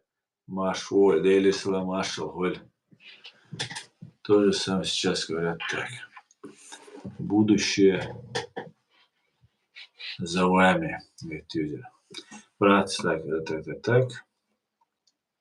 Ичкерии поможет только победа Украины. Победа Украины. Да, поражение Украины, продление агонии народов России. Сколько у вас ботов на канале, говорит Татьяна. Совершенно верно, Татьяна, да. Это говорит о том, что мы делаем правильную работу, понимаете. Выделяют для нас ресурсы, понимаете. Если бы они нам помогали, но они нам не помогают. Так, Асан, что... Так, давайте с Грая почитаем. Асан, что в адекватном понимании будет победа Украины? Ну, в моем понимании, с Грей, в моем понимании победа Украины – это деоккупация всех территорий 91 года. Это первая заявленная цель привлечение к уголовной ответственности и выплата контрибуции Украине. Вот что я вижу победу Украины. Но они еще миллион своих россиян дадут уничтожить, чем будут выплачивать вам контрибуцию.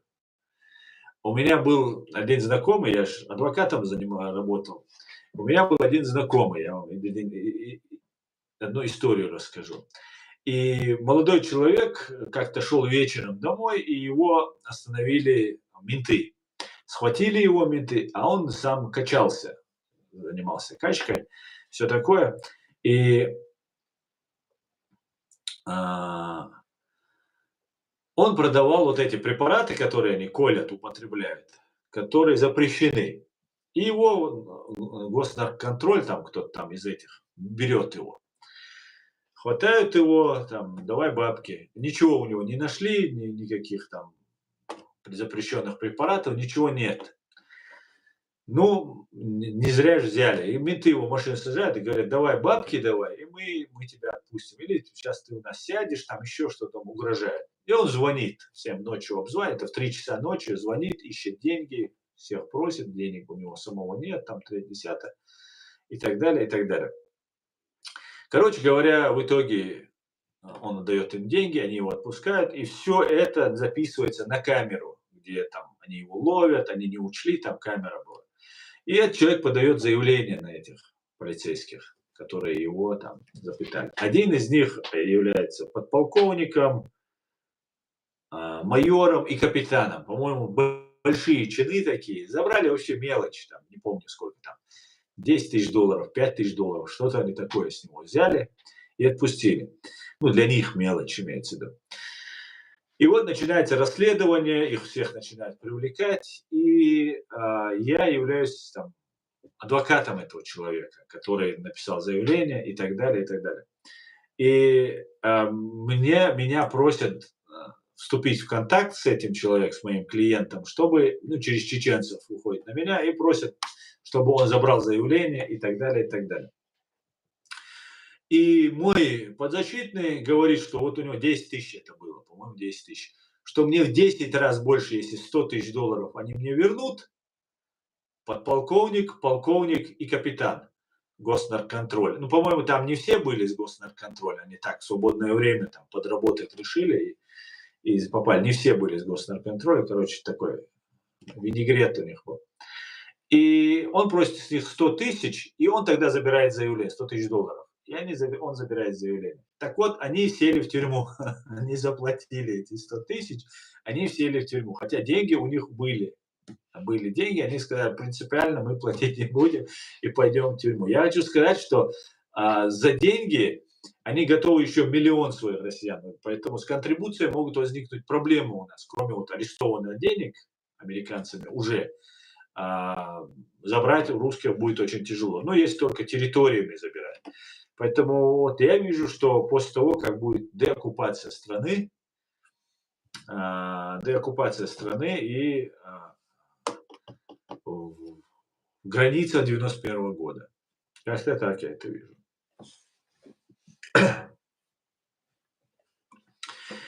Вот так вот сели 3 мента. Так что, Дион. И я поставил, у себя на машине 3 звезды нарисовал. Шучу.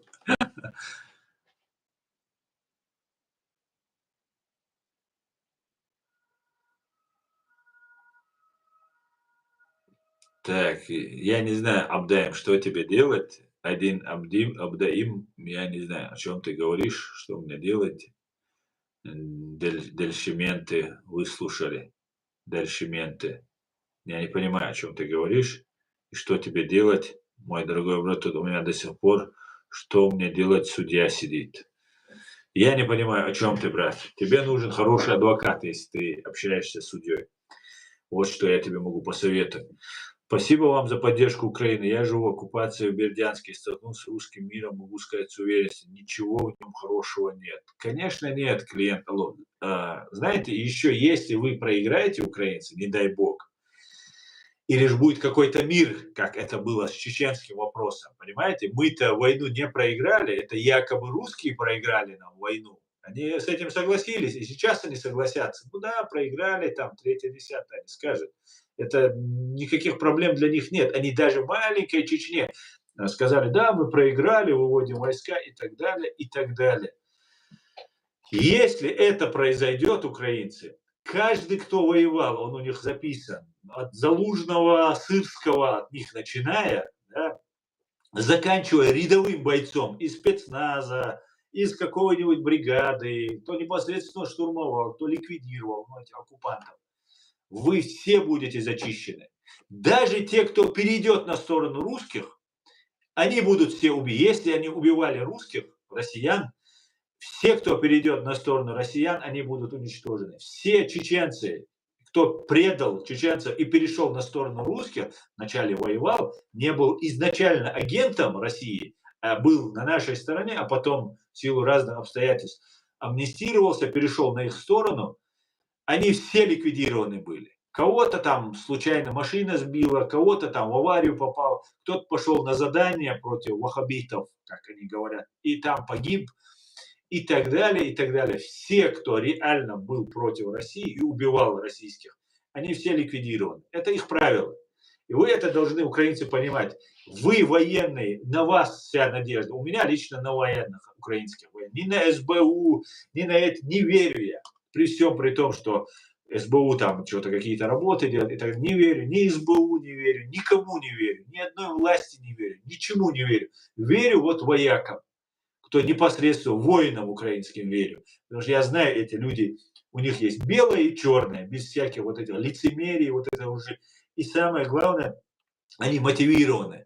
Они такие же, как я. Мы одной крови, так сказать. Я верю вам. И есть надежда, что вы возьмете власть в свои руки. Если вы ее не возьмете в свои руки, ваш каждого и по отдельности, и скопом и по отдельности и скопом вас будут убивать. Вас будут вас стравливать будут друг с другом. Вам закинут внутрь деньги между вами. Это тоже у нас было. Там захват заложников, 3-10 были такие вещи. Все наши воины, как и полагает, бескорыстно сражавшиеся и терявшие здоровье, руки, ноги, товарищей, воины,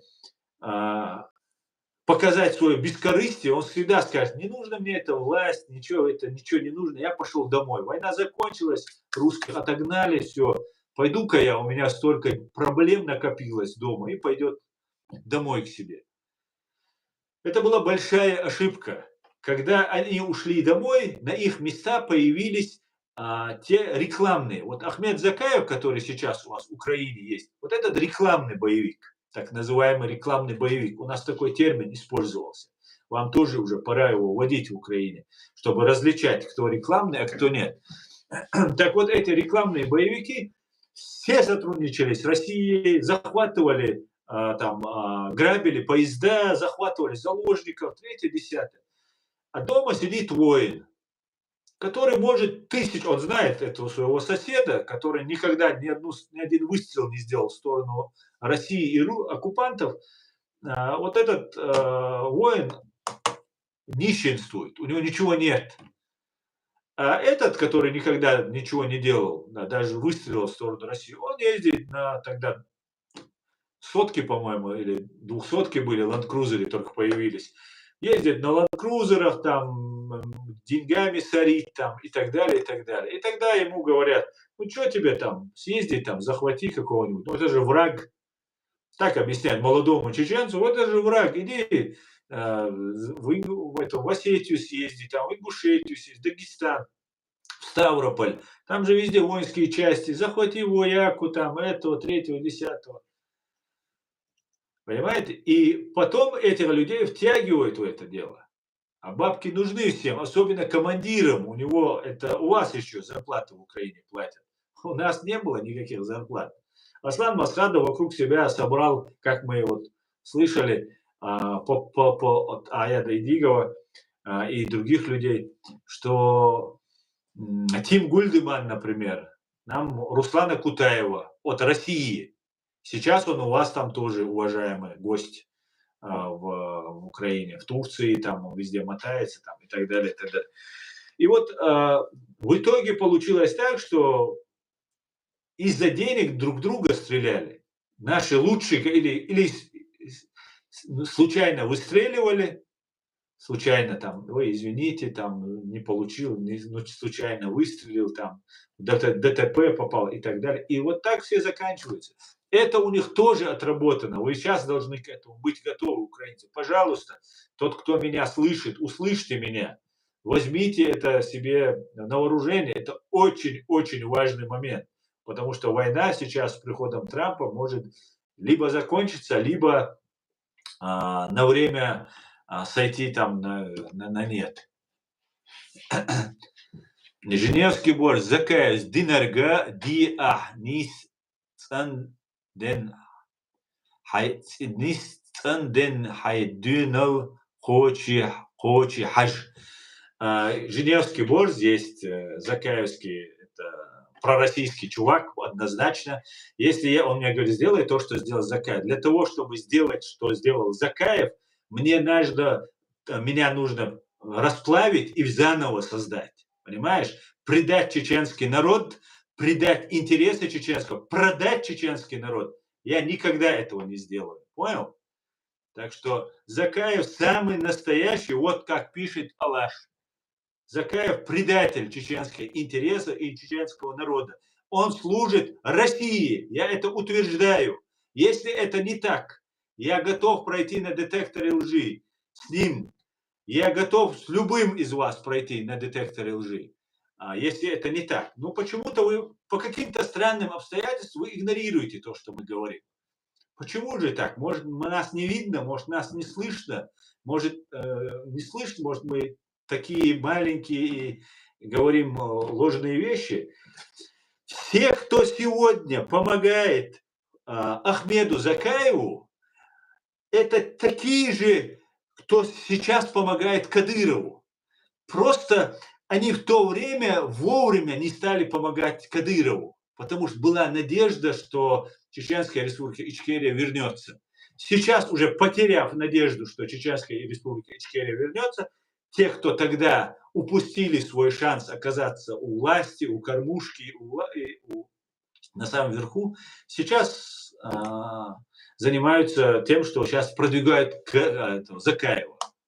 И это правда. И если это не так, оспорьте. Вот Аяд Идигов приводит документы с фактами, что мы часть России. Видео на моем канале есть. Хусейн Белуар, Руслан Кутаев и Ахмед Закаев это вместе объединяются. Мы об этом говорили еще до этого.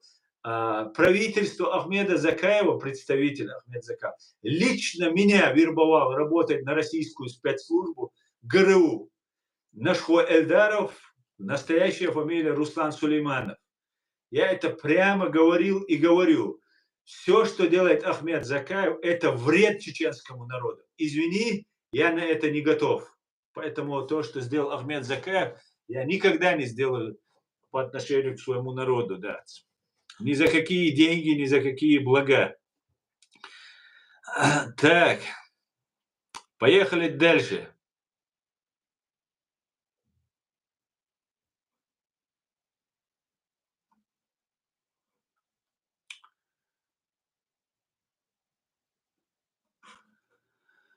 Давайте почитаю.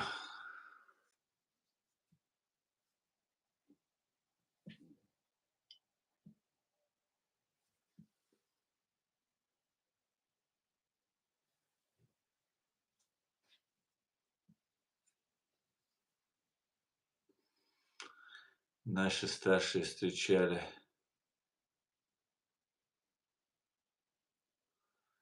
на перроне чеченцев, когда они возвращались из Казахстана после усиления. Да, эту историю нам рассказывали, да, евреи. У нас, я забыл его фамилию. Забыл фамилию. Короче говоря, как же его звали? Короче, забыл фамилию. Это сын или внук раввина города Грозного, Чеченской или Чеченной Ингушетии. Его сын, он дружил с Аядом Идиго.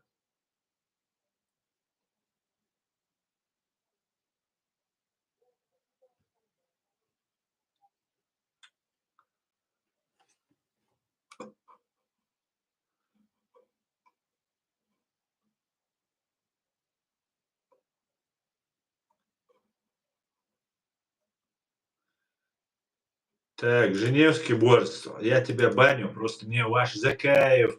Что Закаев, смелюек, ой, что Рана России составих лгать, что гушту Закаев, тик бишу дегардол штать. Сунделя сюг, мадети, что Закаев милу хетта со, воуза войзан, что абиш вот нахи, Закаев, гуандаи бош, наха, и наха, сунца шун дил. Багдадиш, милу конкретно фамилия, сяк, милу рич, так, дети, шутик, شارك سكوبا معلش تا يل شو تا تاشي تانون نختو شو وج بقولة توديتك تدوش دموش توديتك بقولة تانون يقاچو غيش دموش обманю ящик قيد شو زكا غاسق شنتي بوبي شو غاسق شن لو اگديش هيتل تحوي انا قيد شو وبو اس وات بوش ديتكتور جي شو خميل جدي دوينش باي بو تاوش دويتقش شو تسار سو تحنش دشر شو تيش وات شو اشبنر düzen лицемерш душу, да, шо шай қам дуяққан, шо дела дойл, шо закаеван бош дуас,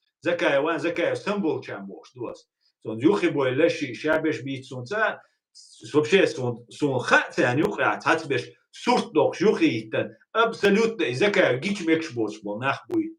И закаев, да, вообще гича признаваться, что она, ну вот целует, он обкладывает вот так, чтобы с ним сфоткались. Ну ладно. Проехали. Закаев не тот человек, которого мы будем здесь обсуждать. Да? С Закаевым и с такими, как Закаев, должен разговаривать следователь. Понимаете? Вот кто должен с ними разговаривать. И будет разговаривать. Да, мухла. Да, мухла. Коман, ямарт, мелхиллак, тешембех, мелбиннак, нохчи, мелбаитнаш. Ордент и вайтаган далинаш. Буй, Закаев, сан Кутаев, сан беш бу. Закаев сан Кутаев сан беш буй, далинаш. سعر ما سعر جواب لردو دال مغلا تغن صلاحات تغن ويغانيت سخلا كان لمر شادق دوسر مدوي والله بالله لردوق نوشي تيموش والله بالله دي غردات والله تقدام دات تخشون قدام دات تويغا репрессивный аппарат дат تويغا нит бат تويغا государство ят но цаунду тхай хитак наган тацадозич кашчум урдат шунтват دال قيليو القشون مسترنا دال بيقم بولشون دال اتاهيتن زكاز دويتك تدوش خيش وش دال اش كيت بويل كيت قيش تعول لقوات دال تو زكاوين خلك خلي القشو خاخوش تو زكاز ليلشتك شاي قومن يا مرتخ زكا بدجوت از دويتك تريش مدات شو از دويتك تغوشا دات شو دات دقو نابو دال تو زكاوين خلك خلي القشو تنيو خيدو لي ايوين تعدو شو турецкие спецслужащие, русские спецслужащие. Фишт, да, главное, Запад согласись, Запада Меркель, чувашай, тогда веш. Хилак шейлу, хил, ну, тротрей ноут и дойр датшун, дойрам дуаш, то хитцелство, сдавать деш, мот беш, то дойрам дуаш, иди дуаш. Да, ну, то, что цаннах тишер дат, хочу дег навсегда дюсерду, навсегда. Так, дюм.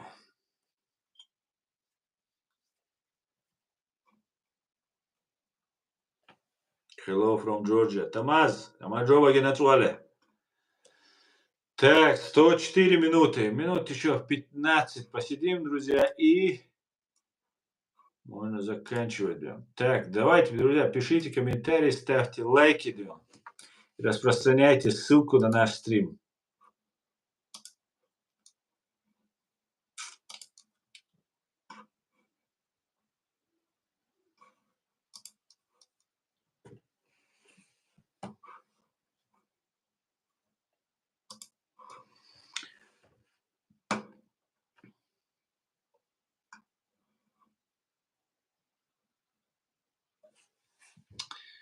Так, Леон.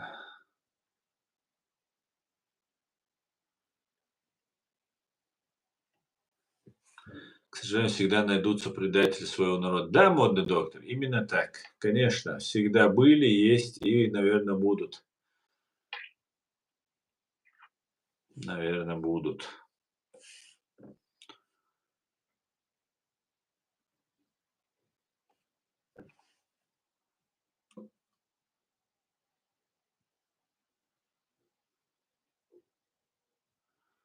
Все будет Ичкерия. Далмула, Далмула, Далмула.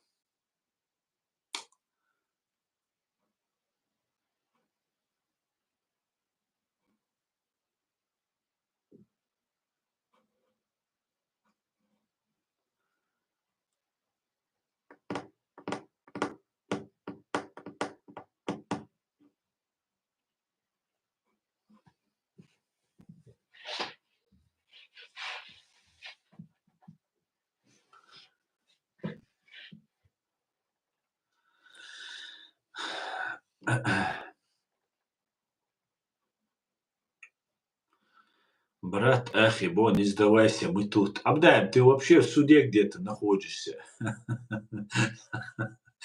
Тебе помощь самому нужна, о чем ты говоришь?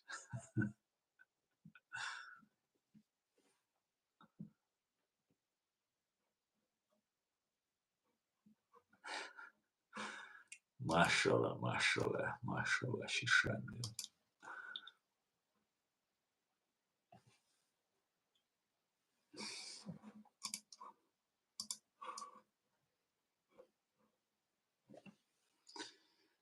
Грузия хорошо играла на этот чемпионат. Ты сможешь чемпионат Европы оставить? Ну, я я Германию только смотрел, я видел, как Грузия выиграла.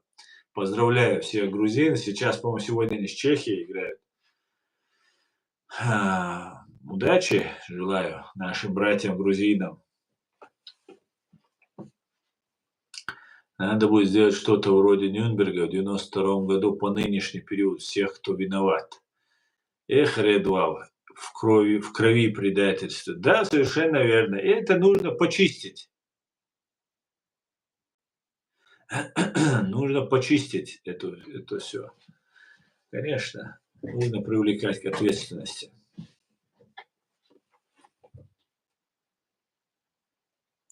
Кот Кискин, вот те людей, которых ты называешь, это работающие на Россию люди. А, Кроме меня есть, конечно, кроме меня на правильной позиции, конечно, есть, и это наш президиум правительства, это наша легитимная власть. А я Дадигов, Алла Дудаева, много еще людей. Но, знаешь, в отличие от вот этих Закаевых, там, Тузиков всяких разных, а, их родственников не пытают, их родственников не убивают, их самих не убивают, не преследуют. А у нас в этом проблема, с этим проблема, потому что у меня родители здесь, отец, мать здесь у меня. И они бы тоже их пытали бы, убивали бы там и так далее, и так далее. Но они одновременно, захватывая моих там родственников, которых я не видел там 30 лет, там, раз там 10 лет, которых я видел, вот этих людей захватывают, пытают. Но когда они захватывают моих родственников, они одновременно захватывают родственников других. Понимаете? Вот такая вот у них идет ситуация. Да, и все им в этом помогают, самое интересное. Все. Закрывают глаза, делают вид, что не замечают. И помогают. Прямо иногда помогают. Как-то так.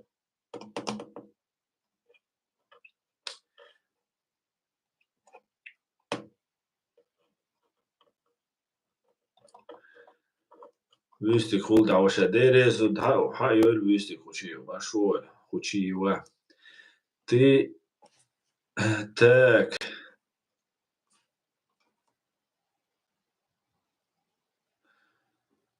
Я про Закаева говорю, что он не хочет независимости Ичкерии, он за Чеченскую республику в составе России. Да, конечно, Ахмед Закаев, Руслан Кутаев, вот эти все блогеры, которые есть, они не занимаются деоккупацией, они занимаются укреплением российского режима, понимаете? Это оппозиция Кадырову, а не России, там, не борьба национально-освободительного движения и так далее. Это обман большой. Понимаете? Это большой-большой обман. Если вот недавно выступает Руслан Кутаев, это российский, может быть, даже офицер, действующий сотрудник, или агент Стукачев, или же он действующий офицер. Ну, он, видимо, смотрит мой канал, 100%, они все смотрят мой канал. Ну, кого еще смотреть? Независимых не так много, поэтому они, конечно, будут нас смотреть. Тем более они уверены, что я там заслан. Они мне говорили, когда вербовать меня пытался из правительства Ахмеда Закаева человек на российскую разведку пытался меня вербовать, он мне говорил, ты подготовлен Англией, из России прислан сюда, подготовленный Англией, чтобы сместить Ахмеда Закаева. Я в первый раз такое слышу. Ни один англичанин, ни один представитель Англии вообще не подходил ко мне. Я хожу тут с американским флагом, американцы, помогите, говорю, это вся их вербовка меня. И он мне говорит, что меня подготовили, прислали. У них такие ходят мысли, слухи, у них там витают. Это еще тогда, 2-3 года назад они мне это говорили. Поэтому, конечно же, я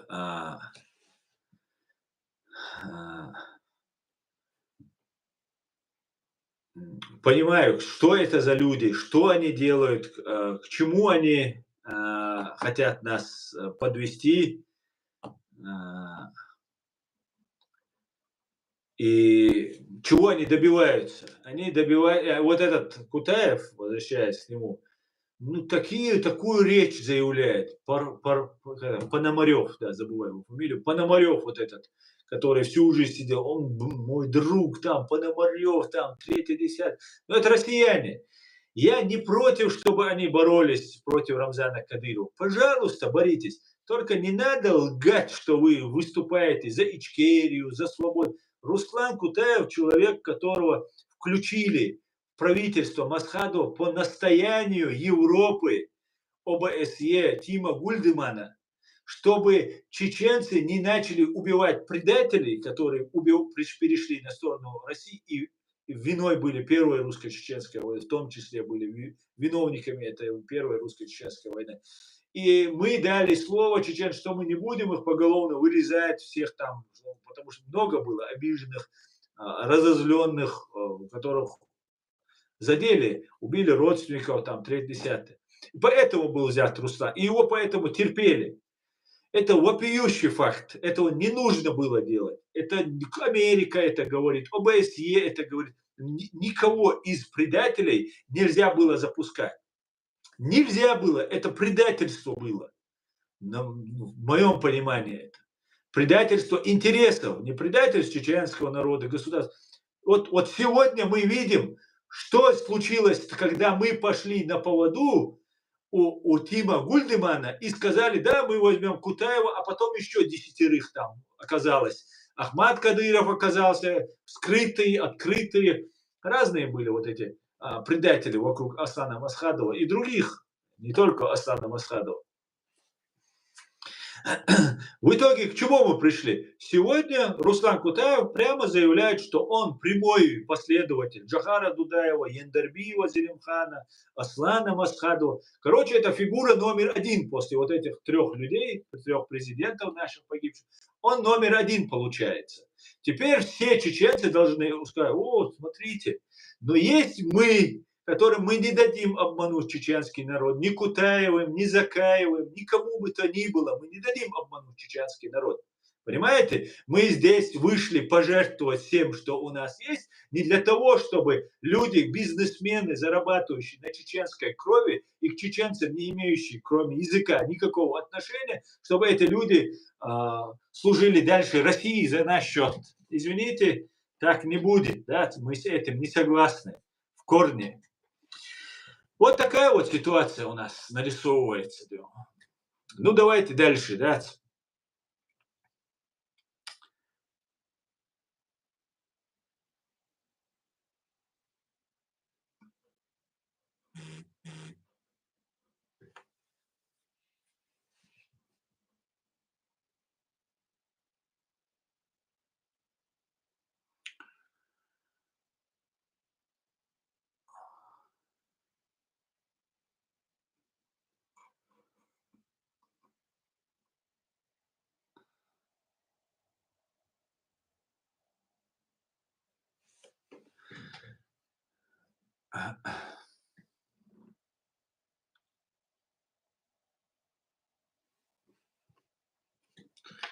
Крови предать Аслан, ночью Оман Еморт Булчайна, Шиенде Кот Балил.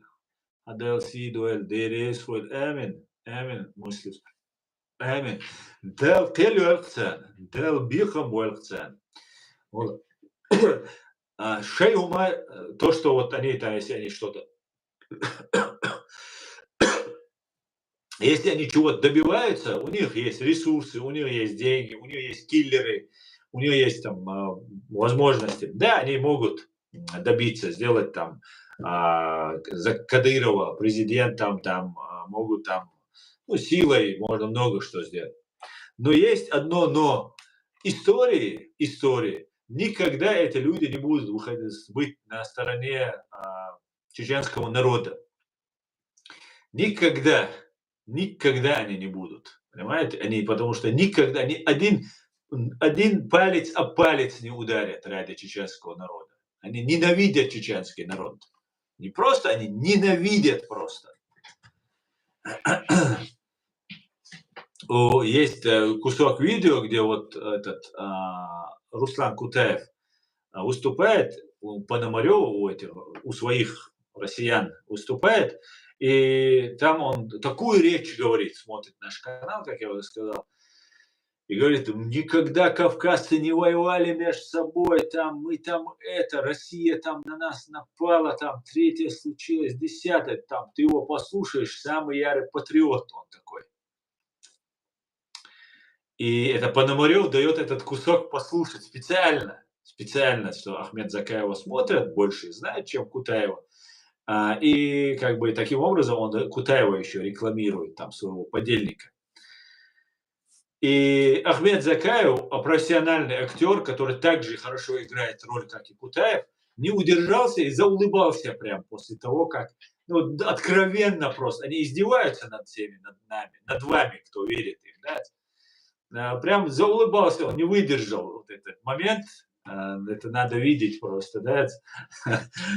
Таким образом, было очевидно, что Закаев понимает, насколько лицемерен Кутаев, насколько враждебен чеченскому народу Кутаев. Да? Во имя величия фашистской России. Да, Руслан? И говорят такой с нахрапом, такой грубый, дерзкий: давай выйди, расскажи нам, детектор лжи проведем, проверим тебя. Да? Ты же у нас собираешься быть президентом, тебе там кто обещали, военные или Путин, кто тебе, Патрушев, обещали, что вместо Кадырова тебя назначат, да?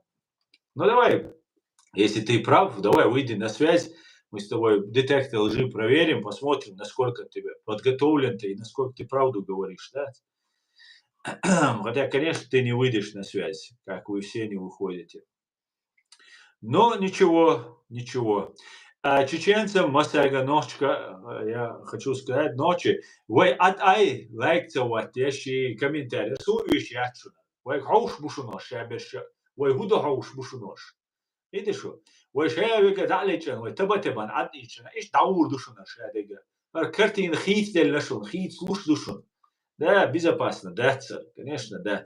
Но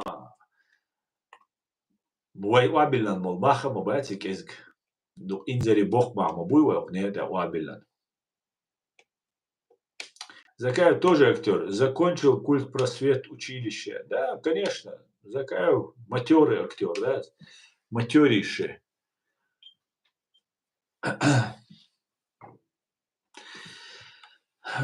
Ištun dušu noči, vai veš metāca dolī, vai ēdal prezidium du, zakāju guandā tilbelī, larši, ja cauma, nadieždieš, virši šu nusardēčun, istorijā dēc, šu nīs darī dēc arī dēčun, to dušu ninca dalas dīn, vai žēde guš, tadīč, aš, un der, o, tadīč ar dušun, istorijā dusar dušun, vai es, xilušai, milu, es, šincalušai, guš, xiluai. O te asestim, da ierziošun, šumasena dērēs, ko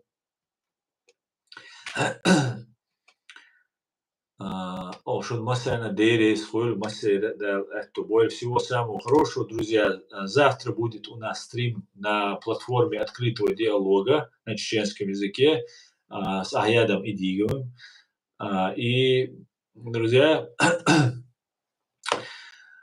всех жду завтра на стрим. Все будет Ичкерия, слава Украине, Господи, благослови Америку. Адикюэль Машоль.